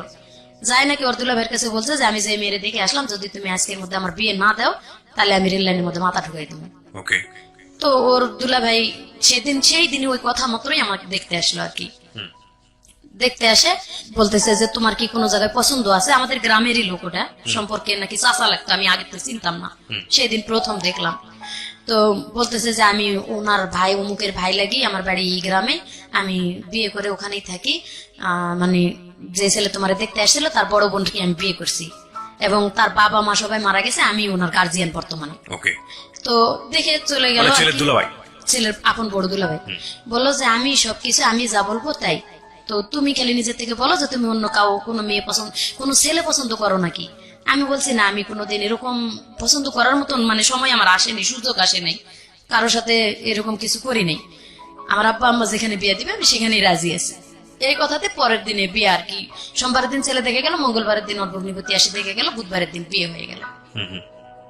আপনি পরীক্ষা দেওয়ার আগেই বিয়ে হয়ে গেল? হ্যাঁ ভাইয়া, পরীক্ষা দেওয়ার আগে বিয়ে হয়ে গেল। বিয়ে ওখানে আমি গেছি, যাওয়ার পরে বলতেছে যে যারা দেখতে আসছে কি, রাতের অনেক বৃষ্টি, যেদিন আমার বিয়ে হয়েছে সেদিন অনেক ঝড় বৃষ্টি ছিল, এত ঝড় বৃষ্টি যে একটা মুহূর্তের জন্য সারাদিন বৃষ্টি থামে নাই। ওই অবস্থায় ওনারা টেম্পু নিয়ে চলে আসছিল, আসে বিয়ে করে নিয়ে গেল আমারে। তো সেদিন রাত্রে যায়, সারা রাত ঘুমাই নাই, পরীক্ষার চিন্তাই আমার ভালো লাগে নাই। পরের দিন সকালবেলা নাস্তা করার পর আর কি, ওই বৃষ্টির মধ্যে আশেপাশে দু এক বাড়ির মহিলা দেখতে আসছে আমারে, নতুন বউ। আর বিয়ের মধ্যে ফুফু শাশুড়ি ছিল, আমার ভাসুর যে আপন সে কিন্তু বিয়েতে গেছিল না। তো এখানে আমার আব্বা বলছিল যে আপন যে বড় ভাই একটা আছে সে আসলো না কেন, অবশ্যই রহস্য আছে। আসলে রহস্য ছিল দেখেই আসেনি। পরের দিন মানুষ দেখতে আসে আমারে বলতেছে যে আগের বউটাই তো ভালো ছিল। যখন এই কথাটা, মানে আমি তো একটা লেখাপড়া করা মেয়ে, আমার মাথায় একটা কেস করলো যে অবশ্যই এই লোকের আর বিয়ে হয়েছিল। তা আমি আবার, আমার ননাসের মেয়ে ছিল রেশমা, মানে আমার বিয়ে হয়ে যায় থেকে রাত্রের থেকে মোটামুটি ভালো আমার সাথে আসে, সাথে মিশতেছে। আমার বিয়ের 1 মাস আগে তার বিয়ে হয়ে গেছিল। তো ডাকলাম, রেশমা শোনো। বলতেছে কি মামি? আমি বললাম যে মা, আমারে যে কথাটা জিজ্ঞাসা করলো, তো মানে তোমার যে বললো যে আগের বউটাই ভালো ছিল, এই কথাটা রহস্য তুমি আমারে বলো। তোমার এটা জানে তোমার কি লাভ?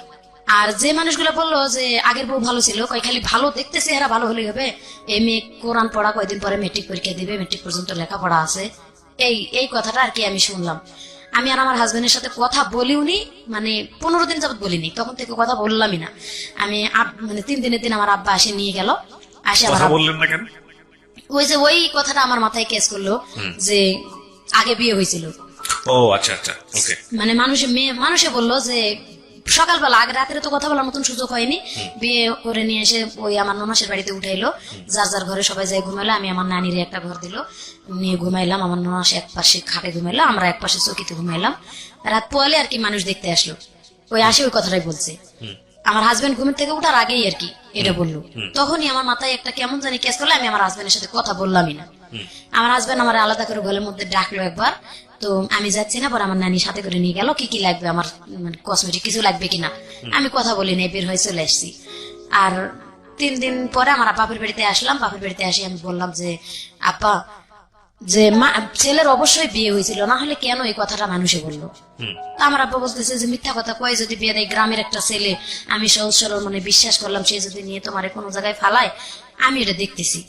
পরে আমার নন্দু আর কি, উনি সাথে আসছিল আমাদের, তো ওনারে ডাকে আমার আব্বা আলাদা করে জিজ্ঞাসা করছে যে দেখ, তুই হয়তো গ্রাম সম্পর্কে ভাই হ বা এখন মেয়ের নন্দু হ, যে কোনো একটা আত্মীয় কিন্তু হয়ে গেছে, তো এটা আমার সাথে মিথ্যা কথাটা বললার কোনো কারণ ছিল, কেন এটা করলাম? তো ভাইয়া বলতেছে যে ওটা কোনো ব্যাপার না, মেয়ে নিজের থেকে ডিভোর্স করে চলে গেছে। আচ্ছা, তো অবশ্যই কোনো কারণ আছে, তাছাড়া তো মেয়ে ডিভোর্স করে চলে যাবে না। বলতেছে ওগুলা নিয়ে আপনার চিন্তা করার কারণ নাই, আমি আপনার মেরে নিয়ে গেছি, যদি আমার শালা ভাত না দেয় আমি ভাত দেব। এখানে বলে আর কি 3 দিন থাকলাম। 3 দিন পরে নিয়ে গেল শ্বশুর বাড়িতে গেলাম। আজকে যাওয়ার পরে কালকে আমার ঘর, মানে বলতেছে যে তোমরা এই যে হাড়ি পাতিল 2টা করে হাড়ি পাতিল বের করে দিল, এটা 2টা করে, এটা তোমার আলাদা সংসার, তুমি আজকে থেকে রান্না করে খাবা। তো যতই বাবার বাড়িতে ছোটবেলা তো অনেক কাজ করি, কিন্তু নতুন একটা সংসারে যাইতে গেলে নতুন ভাবে আমি কিছুই বুঝি না, কিভাবে রান্না করে খাবো। বাজার নাই, খরচ নাই, কিচ্ছু নাই, খালি হাড়ি পাতিল আলাদা করে দিল। আমি আমার ননাসের যে গেলাম যে বাজার খরচ নেই, তোর জামাই রে কো আনে দিক। তো আমি তো তার সাথে কথাই বলবো না, এরকম একটা আমি কথা বলেই নেই। আমি কথা বলি নাই, ও নিজে থেকে বাজার করে নিয়ে আসলো আর কি। আমি ওটা শুনলো যে কিভাবে কি রান্না করব, বাজার করে নিয়ে আসলো, নিয়ে এসে দিল, রান্না করলাম। ওই 1 কেজি চাল, 1 কেজি ডাল, 8 আনা 4 আনা লবণ, এরকম করে আর কি বাজার করে আনি দিল গ্রামের দোকান থেকে।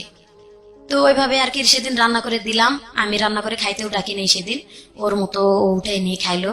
এবং পরের দিন ও নিজে থেকে বাজার করে, আমি রান্নাও করলাম না, আমার এবার রান্না করে ওই খাওয়াইলো। আচ্ছা মানে আমি এতটা মানে ব্রেনে চাপ দিয়ে যাচ্ছি, এর মধ্যে আমার ননাস কয় কি ডাক দিয়া কয় তোর বাপের বাড়ি থেকে টাকা নিয়ে এসে জায়গা কিনে বাড়ি করতো। কয়দিনের বিয়ের এটা পরে? মনে হয় 4 দিন 5 দিনের দিন। বলতেছে যে তুই জায়গা কিনে তোর বাপের কাছ থেকে টাকা আনে জায়গা কিনে তোরা বাড়ি কর। আর তখন জায়গার দাম 500 টাকা শতাংশ। 97 সালে শেষের দিকে আমার বিয়ে হয়েছিল, তো 500 টাকা শতাংশ। কিন্তু ওই জ্ঞানটাও তো আমার ছিল না যে কি বলতেছে ওরা, যে বাড়িঘর দেখে বিয়ে দিছে এটাই আমার শ্বশুরের আসল বাড়িঘর, কিন্তু ওটা ওরা লিখে নিছে আগে। এবং এটা ওরা ফ্যামিলির সবাই জানে, এই জন্যই আমার ভাসুর আমার বিয়েতে আসেনি। বলছিল যে তুই জায়গা কিনে বাড়ি করবি, তারপর বিয়ে করবি। আচ্ছা আমি যখন কান্দাকাটি করছি তখন আমার ভাসুর এই কথাটা শুনে আর কি বলছিল, আমার জাল আমার ডাকে নিয়ে গেল, আমি অনেক কাঁদতেছি, আমার জাল ডাকে নিয়ে গেছে যে তুই কাঁদতেছিস কেন। তো আমার হাজবেন্ড আমার বারবার জিজ্ঞাসা করতেছে তুমি কান্দো কেন, আমি তার সাথে একদম কথাই বলি না। তখন ভাই বউর কাছে যাই বলছে আরেক বাড়িতে, ভাই বউ আসে আমার ডাকে নিয়ে গেছে যে মুর্শিদা তোর কি হয়েছে, আয় আমার কাছে, কি হয়েছে বল। আমি বলছি যে আপা আমার এইভাবে বলছে যে জায়গা নাকি কিনে বাড়ি করতে হবে। তখন আমার ভাঙে বললো ঘটনাটা, আসলে ওর বিয়ে করছিল, বিয়ে করে ওর ভালো ছিল না, যার কারণে আমার শ্বশুর মরার আগেই ওর যে সম্পদটুকু এটা ছোট বোনের নামে লিখে দিছিল, এবং ছোট বোনকে বলছিল যে তুই তোর ভাইরে এই জায়গাটা ছাড়ে দিবি বাড়ি করার জন্য। সে না দিয়ে ওটা ছোট বোন বিক্রি করে আর কি তার হাজবেন্ড দিছে। এখন তোমাদের আসলে জায়গা বলতে কিচ্ছু নাই, তুমি জায়গা কিনেই বাড়ি করতে হবে। কিন্তু ওর টাকা পয়সা আছে, কোথায় আছে টাকা পয়সা, কয় ওর এই যে এই দুলাভাইয়ের কাছেই 15,000 টাকার মতো রাস্তার কাজ হয়েছে, ও কাজ করে টাকা রাখছে, ওই টাকা নিয়ে ওর সাথে আগেও গন্ডগোল হয়েছে, এই জন্য তোমার ভাইয়ের বিয়েতে যায় নাই। বলছিল যে তোর টাকা আছে জায়গা কিনে বাড়ি করে তুই বিয়ে কর। তো ওটা শুনে নাই যখন, এই জন্য তোর ভাইয়ের বিয়েতে গেল না। তা আমি আবার মানে বাধ্য হয়ে তখন আমি আমার বাপের বাড়িতে গেলাম। আবার সেদিন আমি আমার ননাসের কাছে বললাম যে আপনার ভাই বলেন আমাকে নিয়ে যাই, তুই আসুক, আমি আমার বাপে বলে টাকা নিয়ে আসবো। এই কথা আমার মেন রহস্য, আমি যে আমার আব্বার কাছে আবার ঘটনাগুলো খুলে বলবো। আস্তে আস্তে একটা করে সমস্যা বাড়তেছে। প্রথম হিসেবে বিয়ে করছে, দ্বিতীয়ত জায়গা জমি নেই, বাড়ি ঘরে নেই। তো আমার আব্বাকে যাই যখনই বললাম যে আব্বা 15 দিনের জায়গা এটা, গেলাম বাপের বাড়িতে, তো আব্বা বলতেছে যে জায়গা জমি যখন নাই, আমার এখানে অনেক জায়গা আছে, তোমরা এখানে বাড়ি করে থাকবা, যদি ছেলে ভালো হয়, আর যদি দেখি ছেলের কোনো দোষ আছে তা আমি সময় থাকতে তোমার ডিভোর্স করে অন্য জায়গায় বিয়ে দিয়ে দিব। এটা 15 দিনের মাথায় আব্বা বললো। তা আম্মা বলতেছে যে মেয়ে মানুষের বিয়ে মা একবারই হয়, এটা বলে কোনো লাভ নাই, তুমি একটু কষ্ট করে পারলে করে খাও, দেখো। তো তখন আমি আবার আমার হাজবেন্ডের সাথে আমার বাপের বাড়িতে এসে কথাও বললাম, বা আমাদের মধ্যে মিলামিশাও হলো।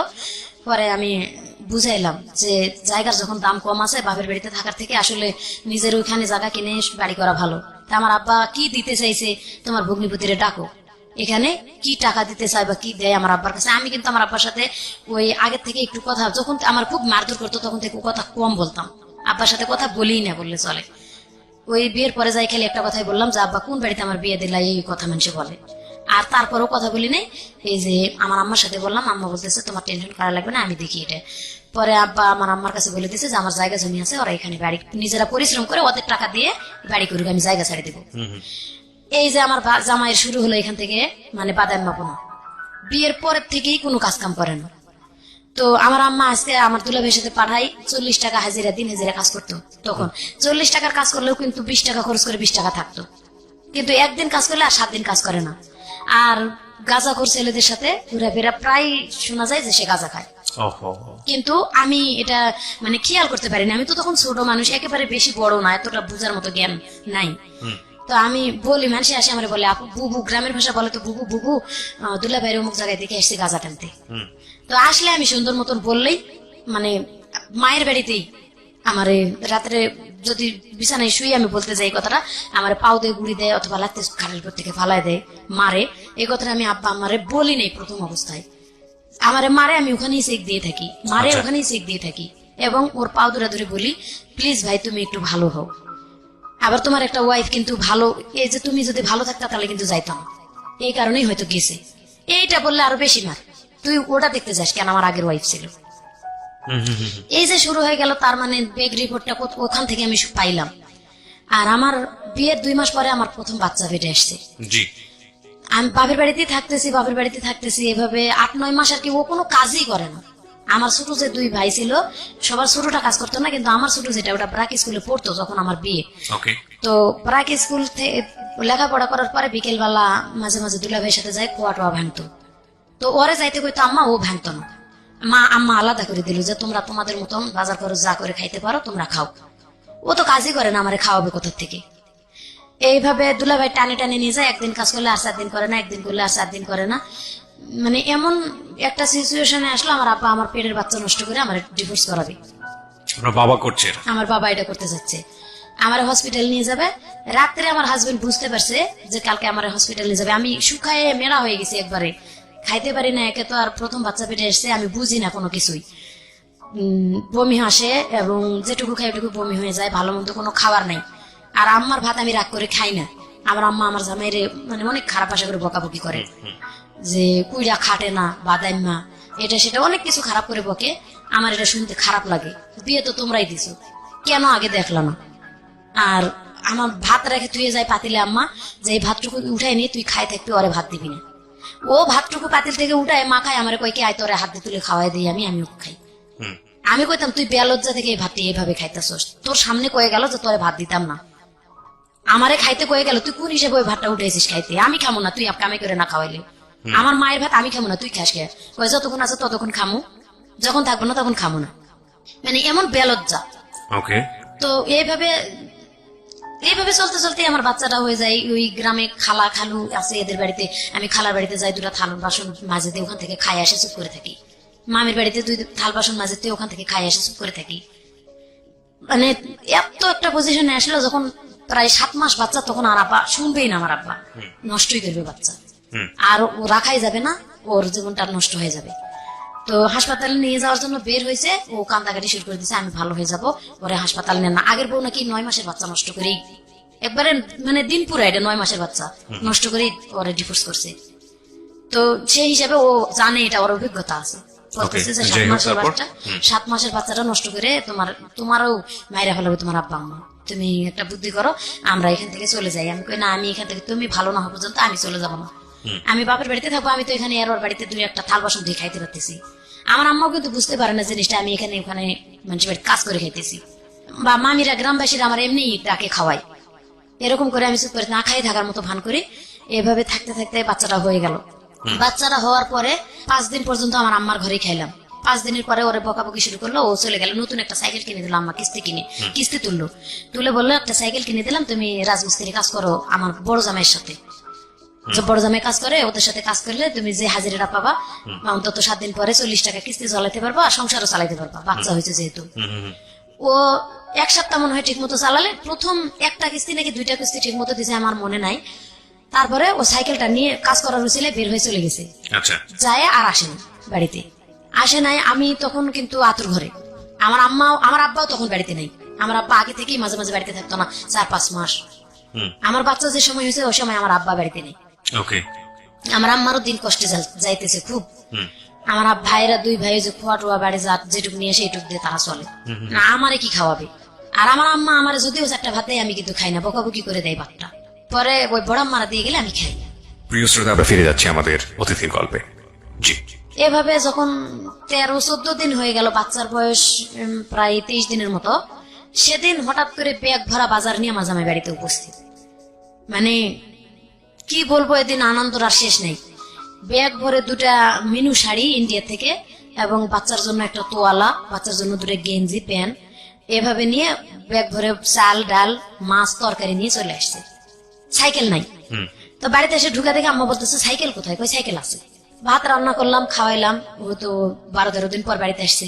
আমিও মানে আনন্দতে, যেহেতু বাজার করে নিয়ে আসছে, যাক ভালো হয়ে গেছে। ও রান্না বান্না করে খাওয়াইলাম। আমার মামি বলতেছে যে তুই যে রান্না করে খাওয়াইলি, দেখ তোর সাইকেল বিক্রি করা টাকা দিয়ে তোর বাজার করে নিয়ে এসে খাওয়াইছি। আমি বলতেছি যে না, সাইকেল বিক্রি করবি কা? ও তো বলছে সাইকেল আছে। তা আম্মা ভাত খাইতে দিয়ে বসে, আম্মা চালাক কত, ভাত খাইতে দিয়ে বলতেছে যে সাইকেল কোথায়? তখন বলতেছে সাইকেল নিয়ে আমি শাড়ির টিপ মারতে গেছিলাম ইন্ডিয়া থেকে, তো ওখানে বিটিআরে ধরছে সাইকেলটা। আম্মা বলতেছে তুই এখন আমার বাড়ি থেকে বের হবি, তোরা ঝাড়ু দিয়ে পিটায় বাড়ি থেকে বের করবি। তুই বিক্রি করছিস না বিটিআরে দিয়েছিস তা জানি না, এখন সারাটা বছর কিস্তি চালাবি কে? তুই তো বউরে ভাত দিতে পারস না। হুম। তো মার সাথে ওর মোটামুটি তর্ক চলতেছে, তর্ক করে রাত্রে থাকলো। এমন এমন দিন গেছে আমার আম্মা, ধরেন ও তো আমারে মারে অত্যাচার করে, আমি মনে করেন ওর সাথে চাই না যে মিলামিশা করি বা ওর সাথে কথা বলি। আমি ওই বাচ্চা রেখে গলায় ফাঁস নেওয়ার জন্য মাঠের মাঝখানে একটা আম গাছ আছে, দড়ি নিয়ে যায়, অনেকক্ষণ দাঁড়িয়ে থাকি। আর আমার বাচ্চাটার কথা মনে পড়ে যে আমি বাচ্চার বয়স কত তখন? প্রায় 25 দিন মতো, ওকে। যে আমি যদি এই বাচ্চাটা রেখে মারা যাই, আমার আব্বা আম্মা তো ওরে দেখতেই পারে না, ওর সন্তান তো দেখবেই না। যখন পেটে তখনই আমরা নিজেরাই মনে করেন ছোটবেলা থেকে ফ্যামিলিতে অত্যাচারিত, আমার সন্তান তারা কিভাবে মানুষ করবে, এবং বাপ তো ভালো না। আবার সেটা নিয়ে ফেরত চলে আসি বাড়িতে। আসে আমার সন্তানের বুকে নিয়ে আমি মানুষের বাড়িতে কাজ করে কামাই সন্তান নিয়ে, তাও যাক নিজের জীবনটা শেষ করলাম না। পরে ভাইয়া ওখান থেকে আবার বুঝাতে শুরু করলাম যে ভাই দেখ, একটা সন্তান হয়েছে, বাচ্চাটার মুখের দিক তাকায় তুই ভালো হ। আবার কিছুদিন মাঠে কৃষি কাজ হলো, কিছুদিন কাজ করলো কৃষি কাজ, মানে 15 দিন যদি, মানে 1 সপ্তাহ কাজ করলে আর 15 দিন বসে থাকি, 1 সপ্তাহ কাজ করলে তারপরও চলতো যে 1 সপ্তাহ তো কাজ করতেছে। এভাবে করে নেশা করতো, কাজের কথা বলে মারধর করতো। এভাবে আমি একটা মানে কিস্তি থেকে আমি টাকা উঠাইলাম, উঠাইয়া ভ্যান কিনে দিলাম একটা, যে এই ভ্যানটা চালাও, অন্তত একবেলা চালাইলে আর একবেলা বসে থাকলে দিন চলবে। তো ভ্যান প্রায় মাস 3 মতো চালালো, মোটামুটি ভালো চললো ওই সময়টা, ওই 3টা মাস মোটামুটি আর কি চলে। এভাবে কিস্তি চালাইতে থাকলো। 3 মাস পরে ভ্যান থেকে বলতেছে এখন ভ্যানে ইনকাম কম, আমি ওই যে কাঠ ফাড়ে যে মিলে, আমি কাঠ ফাড়া কাজ করতে যাব, আর হচ্ছে ভ্যানটা ঘরে তালা মারে দিয়ে যাই। ঘরে তালা মারে দিয়ে ও কাঠ ফাড়া কাজে 1 সপ্তাহের মতন কাজ করলো। আমার আব্বা কি করছে, ওই ভ্যানের চাবিটা আমার কাছ থেকে কয়েছে, ভ্যানের চাবিটা দেও তো। কি করতে কয় কুশারের, আমার আব্বা কুশার আবাদ করতো, বলছে কুশারের পাতাগুলো আনা লাগবে ভ্যানে করে খেতেতে। আমি চাবি বের করে দিয়ে খালার বাড়িতে যাই বসে আছি। আম্মা যাই বলতেছে তোর আব্বা যে ভ্যান বিক্রি করতে নিয়ে গেছে তুই জানিস? আমি বলছি আমারে তো বলছে কুশারের পাতা আনবে, ভ্যান যে বিক্রি করতে যাবে এটা তো আমারে বলে নাই। আর জামাই যেরকম শ্বশুর সেরকম, ওই আসলেই তো লাগবে এখন ঝগড়াটা। মোটামুটি আম্মার সাথে আমার ভালো হয়ে যাবে তর্ক, যে সময় নিয়ে যাই তুমি আমারে বললা না কে। আম্মা আবার বলতেছে যে তুমি চাবি দিছো কে। এভাবে তর্ক করে থাকলাম। রাত্রে আমার জামাই আসলো, আব্বাও ভ্যান বিক্রি করে চলে আসলো। তো আমার জামাই রে ডাকে বলতেছে যে জামাই রাগারাগি করেন না, ভ্যানটা আমি বিক্রি করে আসছি, 2800 টাকাতে বিক্রি করছি, কুশারের সার দেবো, 15 দিন পর আমার কিস্তি উঠবে একটা, ওখান থেকে টাকা তুলে ভ্যান কিনে দেবো। যাক ওই 15 দিন ওসুপ করে থাকলো। যেদিন 15 দিন হয়েছে সেই দিন কিস্তি উঠার খবর নাই, ভ্যান কেনারও খবর নাই। এখন রাত্রে যায় বিরাট গন্ডগোল লাগে দিল বাড়িতে, আজকে আমার ভ্যান কিনে দিতে হবে, যেভাবেই হোক ভ্যান কিনে দিতে হবে। এখন আমি কিস্তি তুলছি, আমার তো টেনশন এদিকে যে ও ঠিক মতো এমনিতেই পরিশ্রম করে না, এদিকে আবার ভ্যান বিক্রি করে দিল আব্বা। ওই 15 দিন পরে এমন গন্ডগোল লাগলো, ঝগড়ার ঠেলায় ঘর থেকে আমার আব্বা হাড়ি পেতিল সহ আমার বের করে দিল। আমার বাড়িতে আর জায়গায় দিবে না। আমি যে আলাদা ঘরে থাকতাম, আমার জিনিসপত্র সব বের করে উঠানের মধ্যে ছুড়ে ফেলে দিছে। মানে আমি যে আমার জামাইয়ের পক্ষে কথা বলছি এটাই যে 3 মাস তো অন্তত ভালো, যেটুকুই আমি কষ্ট করে চলছি। তো ভ্যানটা আছে, ও কাঠমিস্ত্রির কাজ হবে না, ওখান থেকে চলে আসে, একদিন এটা করবে একদিন ওটা করবে, বাদাম মা তো বাদাম নাই, তাও তো করবে। এখন এটা নেই, এই ওসিলাই আর কাজই করবে না। এটা বললাম কেন, আমি আমার হাজবেন্ডের পক্ষে বললাম। আমার আব্বা আমার সাথে মানে একবারে রাগ করে তোর বাড়িতেই জায়গা দেবে না, চলে যা। পরের দিন সকালবেলা আমি আমার বাচ্চা, ছোট বাচ্চাটা নিয়ে, তখন প্রায় বাচ্চার বয়স মনে হয় 1.5 বছরের মতন হয়েছিল আর কি। সেই সময় আমি হাড়ি পাতিল গুলা বের করে দিয়েছি, আমি আমার খোলার মধ্যে নিয়ে বসে আছি হাড়ি পাতিল গুলা। তো আমাদের এলাকার ফিজুল চেয়ারম্যান আমার চাচা লাগে, আমার আব্বার বন্ধু আর কি। তো উনি আসছে, উনি অনেক ভালো মানুষ, গ্রামে আসে গরিব মানুষের খোঁজ খবর নিতে। কেন আসছিল গ্রামে জানি না, কে জানি বলছে যে মহাশয় নরমেয়ের বাড়ি থেকে বের করে দিছে। তো আসে খোলার মধ্যে আমার জিজ্ঞাসা করতেছে যে মা ছাড়া ডাকতো না, আসে বলতেছে যে কিরে মা তুই এগুলা নিয়ে এখানে বসে আছিস কেন? আমি শুধু কান্দে যাচ্ছি, আমি কোনো কথাই বলি না, আমি কাঁদতেছি। আমার বড় মা বের হয় বলতেছে যে ভাই মেয়েটা ছোটবেলা থেকে তো শান্তি পেলই না, বিয়ের পরে এমন একটা হাজবেন্ড পাইছে, সেটাও ওই যে এরকম বাদেন মা, ওই যে এই কাহিনী, ভ্যান বিক্রি করে ওর বাপে নিছে, জামাই গন্ডগোল করছে, এখন মেয়েরে দিছে বাড়িতে বের করে। তা আব্বারে ওই ফিজুল চাচা ডাক দিয়ে বলতেছে যে কিরে ভাই মহাশিন এদিক শুনে যা দেখি কি হয়েছে। আমার আব্বা বের হয়ে আসে বলতেছে যে হ্যাঁ চেয়ারম্যানের কাছে যখন বিচার দিছিস ভালোই কাজ করছিস বেটি, আমারে বলে। অথচ আমি কিন্তু কোনো কথা বলিনি ভাইয়া। বলতেছে বিচার যখন দিছিস তা তোর আজকের থেকে তোর কপাল ভাঙ্গা, যা টাকা তো আমি দেবই, তো তোরে আমি ত্যায্য করে দেবো, আর না হলে হাজবেন্ড ছাড়তে হবে। ওই মুহূর্তে মানে সেই দিন চেয়ারম্যান বললো যে টাকা দিবি, ঠিক আছে, আমার বিচার তো মেয়ে দেয় নাই, তুই ভাই কি অন্যায় করছিস না করছিস সেটা তুই নিজেই জানিস না। এই মেয়েটা এত ছোট বাচ্চার মা, তুই কিভাবে বের করে দিলি মেয়েটার ঘর থেকে? জানিস তো তার হাজবেন্ড ভালো না, মেয়েকে নিজে নিজে বিয়ে করছিল না, তুই দিছিলি? কয় আমি দিছিলাম। এইভাবে যখন মানে চেয়ারম্যান চাচা বলে যাওয়ার সাথে সাথে বললো যে আমি টাকা দিলে ভোট অফিসের মাধ্যমে দেবো, এবং চেয়ারম্যানও বললেন ঠিক আছে ওই আমার মাধ্যমে দিলে আমার মাধ্যমে দিস, কালকে মানে চেয়ারম্যানের হাতে দিবে বলছে ভোট অফিসের মাধ্যমে দিস।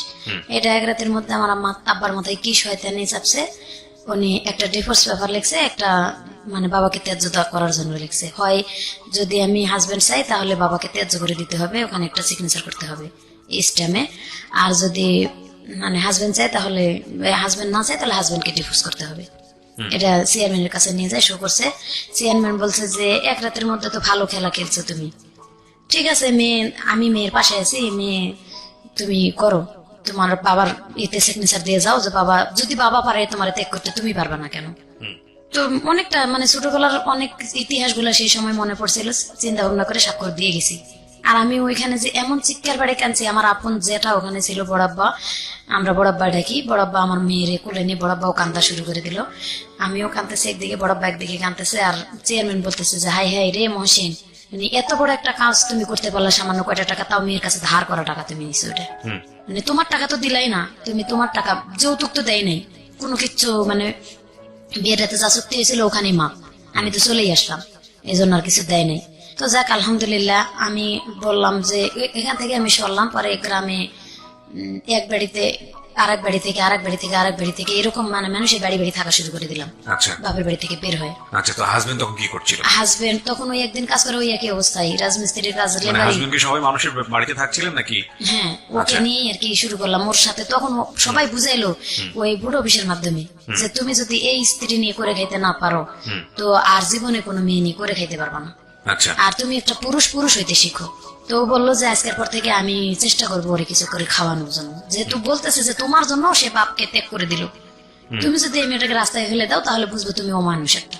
আচ্ছা, এভাবে বলার পরে ও বললো ঠিক আছে আমি যেখানে থাকবো ওরে নিয়ে থাকবো। তো আমাদের গ্রামে একজন লোক থাকতে দিল, একটা চৌকি কিনলাম ভাইয়া, চৌকি কিনে সেই চৌকির মাপে আর কি পলিথিন দুই পাশে দিয়ে বাঁশ দিয়ে বাঁধে মোড়াই রাখতাম, দিনের বেলা রাতের বেলা পলিথিন ফলায় ঘুমাইতাম, খাবার দাবার তাদের ঘরে রাখতাম, তারা তালা দিয়ে যতক্ষণ যাইতো এদিক সেদিক কাজ করতে গ্রামের মানুষ, আবার যখন আসতো ততক্ষণে ঘর খুলে খাইতাম, কিন্তু ওই থাকাটা বাইরে আর কি বারান্দায়। আচ্ছা, এভাবে থাকতে শুরু করলাম, কিন্তু 2-3-4 দিন কাজ করে আর করে না, 2-3-4 দিন কাজ করে ওই একই অবস্থায় চলতে লাগলো। এভাবে মানে আমার আব্বা মানুষের কাছে শুনে কয় এই মেয়ের কপালে অনেক দুর্গতি আছে। মানে হাজবেন্ডকে আমি বললাম যে ভাই তুমি এখনো দেখো এই কথাগুলা তোমার শরীরে কি হিট করে না, এগুলা হিট করেও তো তুমি কিছু করতে পারো। এইভাবে বলার পরে যাই হোক ওখান থেকে মানুষের বাড়ি থেকে থাকতে থাকতে এখানে প্রায় 3 মাস থাকলাম আর কি, একই অবস্থায়। সে কাজ করে না দেখে বাবা এই ধরনের ভাষা ইউজ করে, বললাম যে এখান থেকে আমি সরে চলে যাব, হয় তুমি যদি তোমার এলাকায় নিয়ে আমারে করে খাইতে পারো। আর ওই ভগ্নিপতিরে আর কি ফোন দিলাম, ফোন তো না খবর দিলাম, তখন ফোন ছিল না, মানুষের দিয়ে খবর দিছি যে জুলাবের একটু আসতে বললেন, যদি মানে আমারে নিয়ে এভাবে সে যদি চেক দিতে পারে, বলছি যে আমার শালা আমার দিলে আমি দেবো, তো উনি যদি আমার জায়গা দেয় আমি ওনার ওখানে যাই থাকবো। ওনার ওখানে বাড়িতে যাই থাকা শুরু করে দিলাম, ওনার উঠানে ঘর করে দিল একটা টিনের, এবং তুই যদি প্রাইভেট পড়ে কিছু চালাইতে পারোস তাহলে এখানে কিন্তু টাকাটা জমা হইতেছে, এটাতে জায়গা কিনে বাড়ি করতে পারবি। তো জাকদুল্লাহ ভাই আলহামদুলিল্লাহ আমি এভাবেই করবো। ওনার উঠানে থেকে আমি গ্রামের বাচ্চাদেরকে প্রাইভেট পড়া শুরু করে দিলাম। যখন প্রাইভেট রেজাল্ট দেখা গেল যে প্রাইমারি স্কুলের ছাত্রদেরকে ভালোই পড়াইতে পারতেছি, তো ওখান থেকে আমি একটা পেলাম, শিশু শ্রেণী স্কুল চালাইলাম, ব্রাক শিশু শ্রেণী স্কুল চালানো শুরু করলাম, এবং পাশাপাশি বাচ্চাদেরকে প্রাইভেট পড়ানো। এইভাবে আমি একটু পজিশনে উঠা শুরু করে দিলাম। তখন আমি করলাম যে আমার জায়গা কিনতে হবে, ওই যে লাইফের এখান থেকে শুরু। আমি মানে জায়গা কিনলাম, পরে মানে কিস্তি উঠায় অর্ধেক টাকা দিয়ে জায়গা নিলাম, এখানে 3 বছর ঘর করে থাকলাম। আমার হাজবেন্ড কোন রকম হেল্প করলো না আমারে। তো যখন আস্তে আস্তে 3 বছর পার হয়ে গেল, কিন্তু জায়গা রেজিস্ট্রি হয় না, আমার হাজবেন্ড গুরুত্ব দেয় না, আমার খরচপাতি দেয় না, আমি বাচ্চা নিয়ে নিজেই চলতে পারি না, কিস্তি চালাইতে পারি না। এভাবে মানে বেতন তখন কম শিশু শ্রেণীর, মানে কোরআন শরীফ পড়াইতাম গ্রামের বাচ্চাদেরকে, তারা ঠিক মতো বেতনও দিতে চাইতো না। পরে মানুষের বাড়িতে ধান সিদ্ধ করা শুরু করে দিলাম, যে সিজনারি একটা ধান সিদ্ধ করলে তারা একটা করে কাপড় দেয়, 2 বাড়িতে করলে 2টা কাপড় দেয়, কিন্তু এক সিজনে 2 বাড়িতে করা যায় না, এক বাড়িতে করলাম এবং স্কুল চালাই এর মধ্যে আবার সবকিছু করা শুরু করে দিলাম। এরকম করে জায়গাটুকু যেভাবে আটকাইলাম 3 বছর পরে ওনারা জায়গাটা আরেকজনের রেজিস্ট্রি দিল। ওই জায়গা ওখান থেকে রেজিস্ট্রি দেওয়ার পর আঘাতের পর আঘাতই পাচ্ছি ভাইয়া। আমার বাপের বললাম একটু হেল্প করতে, আমার বাপ কোনো হেল্প করলো না। তো ওখান থেকে আবার ওই জায়গাটা যখন ওরা ফেরত আরেকজনের রেজিস্ট্রি দেয়, আমি তাদেরকে গ্রামের মাধ্যমে একটা বিচার দিলাম যে আমারে না বলে কেন জায়গাটা অন্য কারো রেজিস্ট্রি দেওয়া হবে, যেখানে আমি ঘর করে থাকতেছি, এখানে সেটা বেড়া দিয়ে ঘর করেছিলাম। তো ওখানে আমার ছোট মেয়েটা পেটে আসলো। ছোট মেয়ে পেটে থাকাকালীন আমি মানে বাচ্চা পেটে নিয়ে আমি কোথাও যাবো না যাবো, 1টা বছর আবার ওরা থাকতে সময় দিল। এই 1 বছর আমার হাজবেন্ডের অনেক বুঝাইলাম যে ভাই তুমি আর একটু কিছু করো যাতে জায়গা, আমি কেবল তো একটু পজিশনে আসছি। তো তখন ও চুরি চামারি করা শুরু করে দিল আবার আমার হাজবেন্ড। আচ্ছা, যার কারণে কারেন্টের পোল থেকে, কারেন্টের তার থেকে, সরকারি টিউবওয়েল এলাকার মানে যত কিছু আছে ভাইয়া, না বললে আপনি বুঝবেন না আমার মানে আমি কোথা থেকে আঘাত পাই, কোথায় আসছি। মানে যা আছে চোর চারপাশে যা পাচ্ছিল সব চুরি করছে, সব চুরি করা শুরু করে দিল।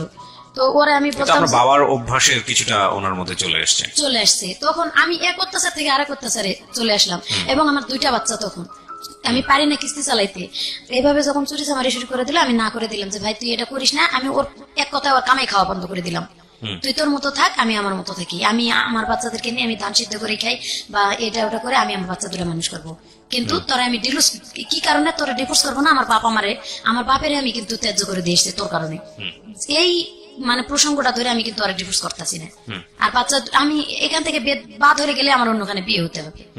আমি যার কারণে আমি এখান থেকে বের হতে পারতেছি না। তুই তোর মতো থাক, তুই বিয়ে শাদী করে সংসার করলে কর। এইভাবে আমি বাচ্চা 2টা নিয়ে গ্রামে থাকা শুরু করে দিলাম। তারপরে আরো 1 বছর পরে আমি ওই জায়গাটা বাদ দিয়ে আমি আর 7 শতাংশ জায়গা কিনলাম। তখন আমার বাবারে ডাকলাম যে আমার জায়গাটা রেজিস্ট্রি করে দিতে। আচ্ছা, এই সম্পর্কে আমি জানি না। ওই ভগ্নিপতি যে বাড়িতে বের করে দিল তারাও ডাকলাম, যেহেতু আমি জায়গাটুকু নিলাম কষ্ট করে, রেজিস্ট্রি করে দিল। তারা বলতেছে যে তুই তোর হাজবেন্ডের নামে দিস না। তো আমি ওর নামে দিলাম এই কারণে, যদি আমি আগে মারা যাই ও কোথায় থাকবে? ওরাতে আমি বাদ দিতে চাচ্ছি না। আমার বাবার উপর টিকে দিয়ে আমি ওরা নিয়ে করে খাইতে চাচ্ছি। ও যা মানে তাই করুক, ওটা ও খাবে, আমি খাবো। তখন আমি কিস্তি উঠাইলাম, উঠায় 7 শতাংশ জায়গা কিনলাম। আচ্ছা, কিনে বাড়ি করলাম। ওইখানেও আবার মাঠের থেকে মাটি ঢয়ে, নিজে মাথায় করে মাটি ঢয়ে ঘর করলাম 2টা মাটির ঘর করে এখানে থাকা শুরু করে দিলাম। কিন্তু আমি যখন ঋণ হয়ে গেল, জায়গা অনেক 2-3টা সমিতি থেকে কিস্তি উঠাইছি, আমি আর কুলাইতে পারতেছি না। ঘর করার পর আমি আর গ্রামে থাকতে পারলাম না। এ বাড়ি ওই বাড়ি থেকে চাল ধার করে খাওয়া শুরু করলাম। ধার করেও আর কুলাইতে পারতেছি না, মানে একেবারে ঋণের বোঝা আমার বেশি হয়ে যেতেছে। তখন আমি ঢাকা চলে আসলাম। আমি ঢাকা চলে যাব, গ্রামের মানুষের কাছে, এর কাছে ওর কাছে 200-100 টাকা ধার নিলাম যে 100-100 করে ধার দেয়। আমার খালাতো মামাতো ভাই, মানে তখন আমার জামাই খুব হাত মারধর করতো আমারে, খুব প্রচুর। তখন আরো বেশি হলো। ওই যে ও যে কাজগুলো করে আমি করতে দেব না, যার কারণে আমার বেশি অত্যাচার শুরু করে দিল। প্রিয় শ্রোতা, আপনারা শুনছেন প্রাণ মিস্টার ম্যাঙ্গো ক্যান্ডি প্রেজেন্স জীবন গল্পের অতিথির গল্পে আবারও ফিরবো। তার আগে আপনাদেরকে মনে করিয়ে দিচ্ছি, সিচুয়েশন যখন খুব কড়া, মন বসে না কোনো কাজে, তখন মন ঠিক করতে মুখ দিতে পারেন কাঁচা আমের স্বাদে Pran mister mango candy, good mood guaranteed. আর আমাদের আজকের এই গেস্টকে যদি আপনি দেখতে চান, প্লিজ চলে আসবেন আমার ইউটিউব চ্যানেলে। আমার ইউটিউব চ্যানেলের ঠিকানা হচ্ছে www.youtube.com/RJKebriafm। আমি আবারও বলছি www.youtube.com/RJKebriafm। চ্যানেলটি আছে কিবরিয়া আরজে নামে। Please like this channel. আমরা ফিরে যাচ্ছি আমাদের অতিথির গল্পে। জি। কিন্তু যখন আমি এই যে বিপদে পড়ে গেলাম যে আমি কিস্তি চালাইতে পারতেছি না, মানুষের কাছে মুখ দেখাতে পারতেছি না, দোকানে বাকি, বাচ্চা 2টা তখন ছোট। তো বড় মেয়ের বয়স 5.5 বছর, 8.5 বছর, ছোট মেয়ের বয়স 3.5 বছর। তখন বড় মেয়ে মোটামুটি ভালো পজিশনে লেখাপড়া করতেছে, ক্লাস 5-এ। দেখতেছি রেজাল্ট ভালো, কিন্তু আমি পারতেছি না আর কুলাইতে। তখন আমার কিছু করতে হবে বাচ্চা মানুষ করতে গেলে। আমি এই যে ঢাকা চলে আসলাম গ্রামে। আমার বাপের বাড়িতে এসে বাপেরে বলে নেই যে আমি ঢাকা যাবো। গ্রামে খালাতো চাচাতো মামাতো ভাইদের কাছে 100-100 করে টাকা, এর ওর বাড়ির থেকে সবাই 2 কেজি করে চাল আমারে নিজের থেকে দিল, এটা নিয়ে যাও গ্রামে, যাই তুমি ঢাকা শহরে চাকরি করো। যেদিন আমি ঢাকা চলে আসবো সেদিন ওর বাবা চলে আসলো, আমিও যাবো এবং আমি ওখানে যাই রিক্সা চালাবো, ভালো হবে আরো আমার জন্য। নিয়ে চলে আসছে আমার সাথে করে। 1 মাস বসে থাকার পরে পরিচিত হলো জায়গাগুলো, হওয়ার পরে ও রিক্সা চালা শুরু করে দিল। আমি ওর টাকা থেকে 500 টাকায় একদিন কিস্তি দিয়েছি বাড়িতে, আমার মেয়ে না খায় আছে শুনে। তখন আমার আম্মা আবার সন্তান নিবে না। আমার আম্মা আগে থেকেই কোনোদিন দায়িত্ব নিতে চান, আমি নিজেই চলতে পারি না, আমারই অসুখ, এই সেই, আমি সন্তান নিব না। আমি বলছি আমি ঢাকা যাই, একটু পজিশনে উঠি, আমি বাচ্চা 2টা নিয়ে যাবো, মা তুমি খালি অল্প কটা দিন দেখো।